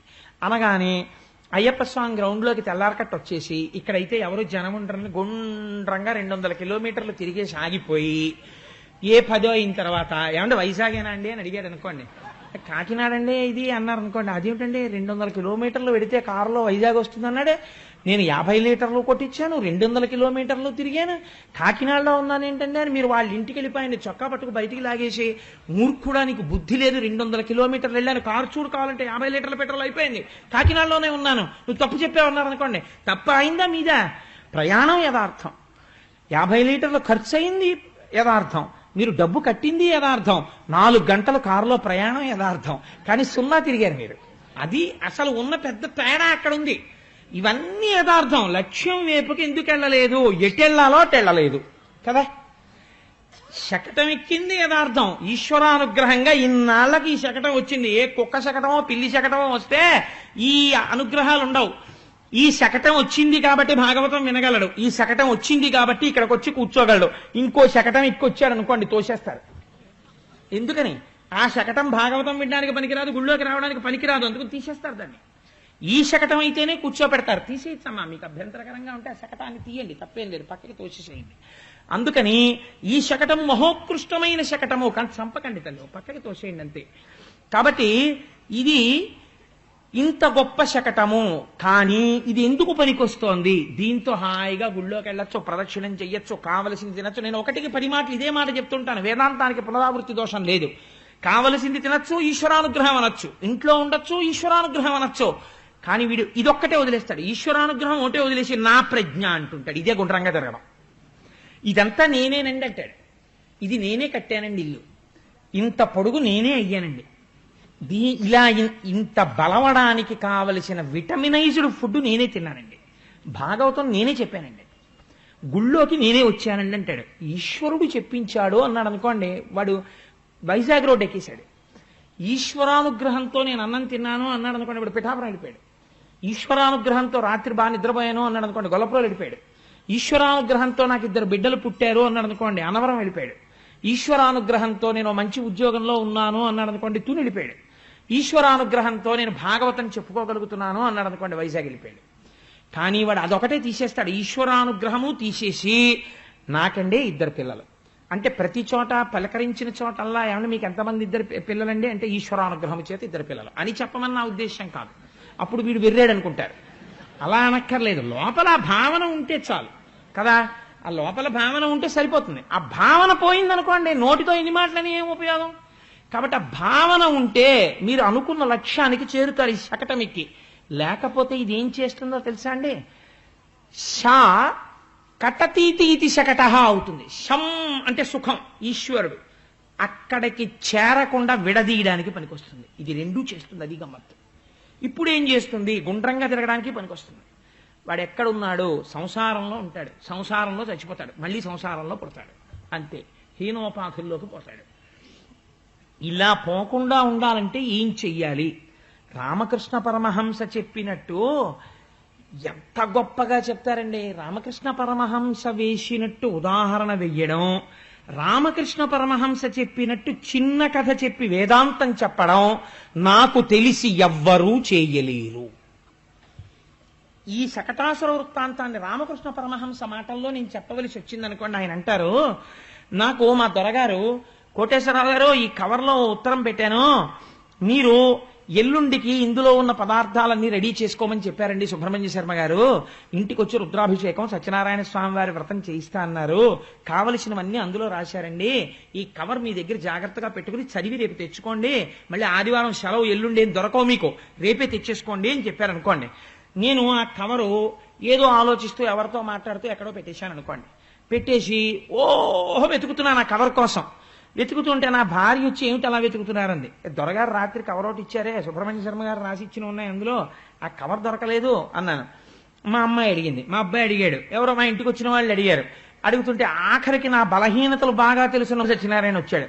ఆ గురువుగారు మీరు ఆ పుస్తకం ఒకటి అట్టుకొస్తున్నారు ఈ మధ్య కొత్తగా, అందులో పెట్టేసి ఉంటారు, అందుకని ఆ పుస్తకం తీయండి అన్నాడు. ఆ పుస్తకం ఇలా తీసేటప్పటికి అందులో ఉంది కవర్. ఇప్పుడు ఆ కవర్ ఇలా తీశాను, అందులో ఏమున్నాయి అంటే ఏదో మామిడి మండలు, పసుపు, కుంకం ఒక్కొక్కటి చదువుతుంటే ఉన్నాయి అంది మా ఆవిడ. ఇంకా తెచ్చుకోవలసింది ఏమిటి, ఒక్క వట్టివేరులోటి తెచ్చుకోవాలి బజారులోంచి, వచ్చేటప్పుడు ఓ తేనె సీసా ఒకటి తెచ్చుకుంటే చాలు, మిగిలినవన్నీ ఇంట్లోనే ఉన్నాయండి అంది. కాబట్టి ఇప్పుడు నేనేం చేశాను, ఆ ఉత్తరాన్ని తీసి పక్కన పారేశాను. పడేసి ఆ వట్టివేరులోనూ తేనే కదా నాకు గుర్తుంటుందిలే, వస్తూ తెచ్చేస్తాను. మరి ఇప్పటిదాకా ఇంత వెతికిన కవరు ఉత్తరం ఎందుకు అక్కర్లేనివైపోయాయి? అందులో ఉన్నది నీకు తెలిసిపోయింది, ఇంక అక్కర్లేదు, అది గుర్తెట్టుకు తెచ్చేసుకోగలవు. ఇప్పటి వరకు గుండ్రంగా తిరుగుతున్న వాడివి అలా తిరగకూడదని తెలిసిపోయింది, చాలు, ఇంకా ఉత్తరం నీకు అక్కర్లేదు. శకటాసుర వృత్తాంతం ఒక్కసారి తలకెక్కేస్తే చాలు, నీకు ఎలా వెళ్ళిపోవాలో తెలిసిపోయింది. రామకృష్ణ పరమహంస మాటల్లో అయితే అంతే, దాని వృత్తాంతం కానది ఎంత పెద్ద మలుపు జీవితంలో, అంత పెద్ద మలుపు. అయితే అంత తేలిగ్గా తిరిగిపోతుందా అండి కారు, వైజాగ్ వైపుకి వెళ్ళిపోతుందా అంటే నువ్వు ఓ పిశాచాన్ని పెంచావు. అదేమిటండి నేను ఇప్పుడు పెంచానండో అని మీరు అనొచ్చు. వెనకటికి ఒక సాధకుడు చాలా కష్టపడి సాధన చేసి ఒక పిశాచాన్ని వశం చేసుకునే శక్తులు సంపాదించాడు. అంటే నేను చెప్పట్లేదు, రామకృష్ణ పరమహంస చెప్పారు ఈ కథ. ఆ పిశాచం వశమైంది, ప్రత్యక్షమైంది. నీకు నేను వశురాలనయ్యాను కాబట్టి నేను చాలా సంతోషించాను, నా గురించి ఇంత సాధన చేశావు, కానీ నాకు బలహీనత ఉన్నది, నువ్వు నాకు ఏదో ఒకటి చెప్పాలి, లేకపోతే చంపేస్తాను, నీ తల బదలు కొట్టేస్తాను, నాకు ఏదో ఒకటి చెప్పండి అంటే ఈయన చాలా సంతోషించాడు. అబ్బా ఎవరు దొరుకుతారా ఇలా. కాబట్టి ఇమీడియట్ ఏంటంటే పని మనిషి removed from service, driver removed from service, అందరినీ తీసేశాడు. ఎందుకంటే ఇంక ఈయన ఉన్నాడు కదా అని పిశాచాన్ని పిలిచి అంట్లు తోమేయాలి, బట్టలు ఉతికేయాలి, ఇల్లు తుడిచేయాలి అన్నాడు. ఉఫ్ఫని అలా తిరిగి వచ్చి అయిపోయి ఇంకోటి చెప్పాలి, అది పిశాచం. అమ్మ బాబా ఇదేమిట్రో ఇలా చేసేస్తోంది అనుకుని ఆల్ రైట్ రైతు బజార్కి వెళ్ళి కూరలు తేవాలి అనేటప్పటికి తెచ్చి ఎక్కడ పెట్టేశాన్ని ఇంట్లో ఇంకోటి చెప్పాలి. అన్నీ చెప్పేశాక ఇంక చెప్పడానికి మిగలలేదు, చంపేస్తాను చెప్పకపోతే. ఇప్పుడు అన్నాడు చెప్తానుండు అని. ఇప్పుడు చెప్పడం కష్టమై కూర్చుంది. ఎందుకనంటే ఇప్పుడు చెప్పడానికి పని లేదు దానికి, చెప్పకపోతే చంపేస్తుంది. ఇప్పుడు ఎవరిని చెప్పడానికి వశం చేసుకున్నాడో ఆ వశం చేసుకున్న దాంతో చేత్తో తాను చచ్చిపోతాడు. కాబట్టి ఇప్పుడు ఏం చేశాడు, గురువుగారి దగ్గరికి పరిగెత్తాడు. గురువుగారు ఏదో ఒకటి చెప్పకపోతే చంపేస్తానంటోంది. మీరు ఒరే ఈశ్వరుణ్ణి వశం చేసుకునే ప్రయత్నం చేయరా, భక్తితో ఉండరా అంటే పిశాచాన్ని చేసుకుంటానండి అని అడిగాను. నీ కర్మ అలాగే చేసుకో అన్నారు. ఇప్పుడు దానికి ఏదో పని చెప్పమంటోంది, నేను ఏం చేయను గురువుగారు అన్నాడు. అంటే గురువుగారు అన్నారు, దానికి ఎందుకురా అంత బెంగెట్టుకుంటావు అని ఆయనది చక్కగా గిరజాలు దుత్తు ఓ వెంట్రుక తీసి వాడి చేతిలో పెట్టి, దీన్ని తిన్నగా చేసి నాకు చూపించు అని పిశాచానికి ఇచ్చేయన్నాడు. పట్టుకెళ్ళి ఇచ్చేసాడు. దీన్ని తిన్నగా చేసి పట్రా అన్నాడు. అది ఇటు కాలెట్టి ఎంతసేపు నుంచి కాళ్ళు తీస్తే మళ్ళీ ఇలా చుట్టుకుంటోంది. దాని జీవితాంతం ఆ పిశాచం అలాగే పడుంది, కానీ ఇది మాత్రం తిన్నగా అవదు. ఇప్పుడు గట్టెక్కాడు, ఇంకది పెనడగదు, ఇంకెప్పుడు దాన్ని పిలవడు. గుండ్రంగా తిరగడం అంత తొందరగా మానేస్తుందని మీరు అనుకుంటున్నారా? పిశాచానికి అలవాటు చేసినట్టు దీనికి అలవాటు అయింది. ఎవరు నువ్వంటే ఇదే నేనంటాం. దీని సుఖమే చూడ్డం, దీని సుఖమే నిజమైన సుఖం అనుకోవడం, ఈశ్వరుణ్ణి విస్మరించి అన్ని నా ప్రజ్ఞండం ఎప్పటి నుంచో అలవాటయ్యాయి. అంత తొందరగా ఈ పిశాచం లొంగదు. గురువుగారు అనుగ్రహం కావాలి. ఇప్పుడు ఆ గురువు ఎవరు? కృష్ణం వందే జగద్గురుం. కాబట్టి శకటాసుర సంహారాన్ని కథాభాగంగా విని దేహభ్రాంతిని విడిచిపెట్టి ఈ శకటమును ఎందుకెక్కావో నువ్వు తెలుసుకుంటే ఈ శకటము పవిత్రమైనది. ఇప్పుడు ఈ శకటం ఏం చేస్తుంది? పిశాచము వదిలిపెట్టేస్తుంది. వదిలిపెట్టి వేరే పనిలో పడిపోతుంది. అది ఇంకా ఎందుకని? దానికి ముందు గురువు గారు అనుగ్రహం తగిలింది. అది వెంట్రుకను సవరించడానికి పోయింది. అది ఇప్పుడు ఎక్కడికి వచ్చింది అంటే ఈశ్వరానుగ్రహం, ఈశ్వరానుగ్రహం, ఈశ్వరానుగ్రహం అంటున్నాడు. అన్నప్పుడల్లా రోడ్డుకి పక్కకి వెళ్ళదు, కారు రోడ్డు ఎక్కేస్తుంటుంది. ఇదొక్కది అలవాటు చేసేసుకుంటే చాలు. ఈశ్వరానుగ్రహం పక్కవాడిని కొట్టేస్తానండి, అలా ఎందుకు చేస్తావు అంటుంది వెంటనే. అలా చేయనివ్వడు కృష్ణుడు. ఈశ్వరానుగ్రహం పక్కవాడి డబ్బులు కొట్టేస్తానండి అనలేరు మీరు. ఈశ్వరానుగ్రహం వాణ్ణి నాశనం చేసేస్తానండి అనలేరు మీరు. ఏం చేస్తుంది? మిమ్మల్ని సాత్వికమైన ప్రవృత్తిలోకి తిప్పేస్తుంది. ఇప్పుడు ఏమైపోయింది? మీరు ఒక కంఫర్టబుల్ వెహికల్లో కూర్చున్నారు. ఇప్పుడు ఇందులో కూర్చున్నా ఏమీ బాధ లేదు. ఎందుకని? ఎత్ర యోగేశ్వర కృష్ణో ఎత్ర పార్థో ధనుర్ధర తత్ర శ్రీర్విజయో భూతి ధ్రువా నీతిర్మతిర్మమ. డ్రైవర్ సీట్లో ఎవరిని పెట్టేశారు? కృష్ణుడిని పెట్టేశారు. కష్టమే రాని సుఖమే రాని అన్ని సుఖాలు వస్తాయా? కష్టం వస్తుందో నాడు జ్వరం వచ్చింది. వస్తే ఈశ్వర ఏమి నీ అనుగ్రహం, జ్వరాన్ని ఇచ్చావా అంటే ఏదో నేను పెద్ద పాపం చేశాను, పెద్ద కష్టం పెడితే నేను బాధపడిపోతానని జ్వరం ఇచ్చి తీసేసావా ఈశ్వర, నేను ఇలా తిరుగుతున్నానని ఓ 2 రోజులను పడుకోబెడదాం అనుకున్నావా? చాలా సంతోషం. చంద్రశేఖర పరమాచార్య స్వామి వారైతే ఏమన్నారో తెలుసా అండి? పరమాచార్య స్వామి వారికి 104 జ్వరం వచ్చిందో రోజు తెల్లవారకట్ట లేచేటప్పటికి. స్నానం చేసి వచ్చేస్తున్నారు గబగబా. శిష్యులు చూసన్నారు, మహానుభావ 104 జ్వరం వచ్చింది, ఒళ్ళు కాలిపోతోంది, తలస్నానం చేశారేమిటండి అన్నారు. అంటే పరమాచార్య స్వామి అన్నారు, నాకు ఎన్ని జన్మలకో ఈశ్వరుడు పంచాగ్నిహోత్ర తపస్సు చేసే అదృష్టం ఇచ్చాడన్నారు. పంచాగ్నిహోత్ర తపస్సు చేసేవాడు 4 వైపులా అగ్ని పెట్టుకుని సూర్యుడి వంక చూస్తూ తపస్సు చెయ్యాలి. 5 అగ్నిహోత్రాల మధ్యలో ఉంటే ఎలా ఒళ్ళు కాలుతూ ఉంటుందో అలా 104 జ్వరంతో కాలుతోంది. ఇప్పుడు నేను కూర్చుని పంచాక్షరి చేస్తే పంచాగ్నిహోత్ర తపస్సు చేసిన వాణ్ణి, మామూలుగా కాదు, ఇది కూడా చెయ్యి చంద్రశేఖర అని ఈశ్వరుడు నాకు జ్వరం ఇచ్చాడు. ఏమనుగ్రహం నా స్వామిదన్నారు. ఎంత గొప్ప విషయం చూడండి. అంటే ఇప్పుడు ఆయన ఎక్కిన శకటమునకు ఎవరు సారథిగా ఉన్నాడు? కృష్ణ భగవానుడు ఉన్నాడు. ఆయన ఉండగా ఒకటే నమ్మకం, as long as the driver is capable, so long the man sitting in the car will be safe. Sooner the driver is at fault, the next moment the man sitting in the car is going to meet with an accident. అంతే కదండి. కారులో కూర్చున్నవాడు చాలా గొప్ప అధికారి. What if driver బుద్ధి ప్రమాదమునందున్నది. రాకూడని సమయంలో డ్రైవర్కి నిద్ర వచ్చింది. వెనక సీట్లో కూర్చున్న పెద్ద ఆఫీసర్ ఆయన at a pen stroke, medical leave ఇట్లాంటి పరిస్థితుల్లో కూడా ఇవ్వను, వచ్చి డ్యూటీకి జాయిన్ అవ్వు అని ఫైల్ మీద ఒకటికి రాస్తున్నాడు.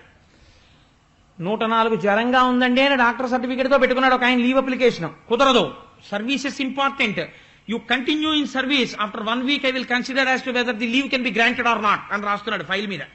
ఈ టైంలో డ్రైవర్కి నిద్ర వచ్చి యాక్సిడెంట్ అయింది. ఈయనకి మెడికల్ లీవ్ ఈయన పైవాడి గ్రాంట్ చేయాలి. ఎందుకని?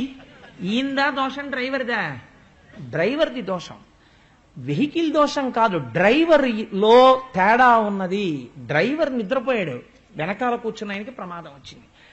డ్రైవర్ స్థితప్రజ్ఞుడై ఉన్నాడు, 1000 కళ్ళతో చూసి నడిపిస్తున్నాడు. లోపల కూర్చున్న ఆయన పడుకున్నాడు, నిద్రపోతున్నాడు, ఇలా పడుకుని కునుకుతున్నాడు. హాయిగా వెళ్ళిపోతున్నాడు నిద్రపోతూ. హాయిగా అలసట తీర్చుకుని దిగిపోయాడు అవతల స్టేషన్లో. ఎందుకు దిగిపోయాడు? 14 కంపార్ట్మెంట్లుంటే ఏసీ 3 టైర్ ఒకటి, ఓ ఏసీ 2 టైరు, ఓ ఏసీ ఫస్ట్ క్లాస్ ఉంటే, ఒక జనరల్ కంపార్ట్మెంట్ ఉంటే, చలిగాలిలో ట్రైన్ వెళ్ళిపోతున్నప్పుడు కిటికీలు వేసేసుకుని అందరూ ఇలా కునుకుతూ ఉంటారు. సరే, బెర్తలున్న వాళ్ళు హాయిగా నిద్రలో పోతుంటారు. అందులో నిద్రపోకూడని వాళ్ళు 3 ఉంటారు. ఎవరు వాళ్ళు? ఒక డ్రైవరు, ఒక అసిస్టెంట్ డ్రైవరు, ఒక గార్డు. నాకు తెలిసి విజయవాడ రైల్వే స్టేషన్కి, ఏలూరు రైల్వే స్టేషన్కి మధ్యలో ఎట్టి పరిస్థితుల్లో కాషన్ ఆర్డర్ ఉండదు. కాబట్టి మన ఇద్దరం 1 గంట నిద్రపోవచ్చు, లేరా పడుకో అని డ్రైవరు, అసిస్టెంట్ డ్రైవరు పడుకున్నారు అనుకోండి, గార్డు కూడా పడుకున్నాడు అనుకోండి, ఎంత ప్రమాదం. వీళ్ళందరూ నిద్రపోవచ్చు, ఇన్ని వేల మంది, వాళ్ళు 3 తెలివేసి ఉంటే చాలు, హాయిగా చేరిపోతారు. డ్రైవరు ఏ బుద్ధి, ఆ బుద్ధి నీదనకుండా కృష్ణపాదాల దగ్గర పెట్టేసి, ఈశ్వరా ఈ శకటాన్ని నేను ఎక్కినందుకు, అంటే ఈ శకటములోనున్న నేను, జీవబుద్ధితో ఉన్న నేను ఆత్మయందు సంగమించి ఇక్కడే యథార్థమైన నేను తెలుసుకోవడానికి ఈ శకటము పనికి రావాలి.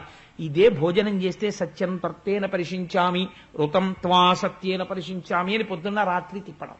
సత్యము ఋతమగుగాక, ఋతము సత్యమగుగాక. అసత్యము నుండి అసత్యమునందుండి సత్యమును తెలుసుకోవడానికి అసత్యము పనికి రావాలి. అందుకని అటువంటి శకటమై ఈ శకటము మిమ్మల్ని లక్ష్యాన్ని చేరుస్తుంది. ఎప్పుడు?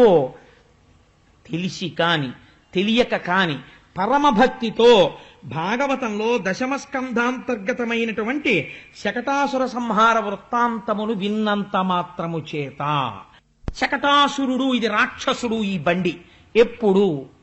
ఒక్కసారే. ఇదే నేను అన్న భావనతో అన్నీ నేను చేస్తున్నానంటే, ఇప్పుడు మీరు ఒక్కసారి తిరగేసి ఆలోచించండి లీలలోకి. యశోద పిల్లాడు బోర్లా పడ్డాడు, ఏం చేసింది అంటే, ఇదంతా ఈశ్వరానుగ్రహం అని చెప్పి బ్రాహ్మణులకి దానాలు చేసింది, గోవుల్ని దానం చేసింది, అభిషేకాలు చేసింది, బట్టలు పెట్టింది, పసుపు కుంకాలు ఇచ్చింది, పొంగిపోతోంది. ఏది చేసినా ఈశ్వరుడితో కలుపుతోంది. కలుపుతుంటే ఈశ్వరుడు ఏం చేశాడు? శకటమును తన్నాడు. అంటే ఈ శరీరము దేనికి పనికి రావాలో దానికి పనికొచ్చేటట్టుగా మార్చేస్తున్నాడు. ఆసురీ శకటమును చంపాడు. అంటే దీని ఎందున్న ఆసురీ బుద్ధిని చంపాడు. చంపి ఇది పనికొచ్చే శకటంగా మార్చాడు. అంటే మీరు మార్చుకోలేరు, కానీ ఆయన్ని పట్టుకుంటే ఆయన మార్చగలడు. అన్నిటికీ ముందొక్క ఏది ఇంట్లో జరిగినా, ఓ శుభకార్యం జరిగిన ఓ మంచి మాట వింటాం, ఏది వినకపోతే పొద్దున నిద్ర లేచావు అదే మంచి, ఇంకెంతకన్నా మంగళం ఏంటండి, లేవకపోతే వెళ్ళిపోయాడు నిద్రలో అంటారు. కాబట్టి లేచావు మంగళం. కాబట్టి మంగళం అయినందుకు ఏం చేయాలి? నేను లేచాను, నా భార్య లేచింది, నా పిల్లలు లేచారు, ఇంట్లో ఉండవలసినవన్నీ ఉన్నాయి, రాత్రి అందరం నిద్రపోయినా, కాబట్టి ఈశ్వరుడు మేలు చేశాడు. కాబట్టి నేనేం చేస్తాను? ఒక్కసారి గుళ్ళోకి వెళ్ళి ఒక నమస్కారం చేసి వస్తాను. కాబట్టి ఇప్పుడు ఏమైపోయింది? మీరు కృతజ్ఞతాభావమును ఆవిష్కరించిరి. మీరు అన్నం తింటున్నారు, ఒక్క మాట, పెద్ద మంత్రం అక్కర్లేదండి, పెద్ద మంత్రం రావక్కర్లా, ఉమామహేశ్వర పరబ్రహ్మార్పణమస్తు అంటే నేను అదే అనమని నేను చెప్పను. పేరుతో ఏముంది? లక్ష్మీనారాయణ పరబ్రహ్మార్పణమస్తు. ఏ పేరు చెప్పినా ఒక తత్వానికి అందుతుంది. లక్ష్మీనారాయణ పరబ్రహ్మార్పణమస్తు.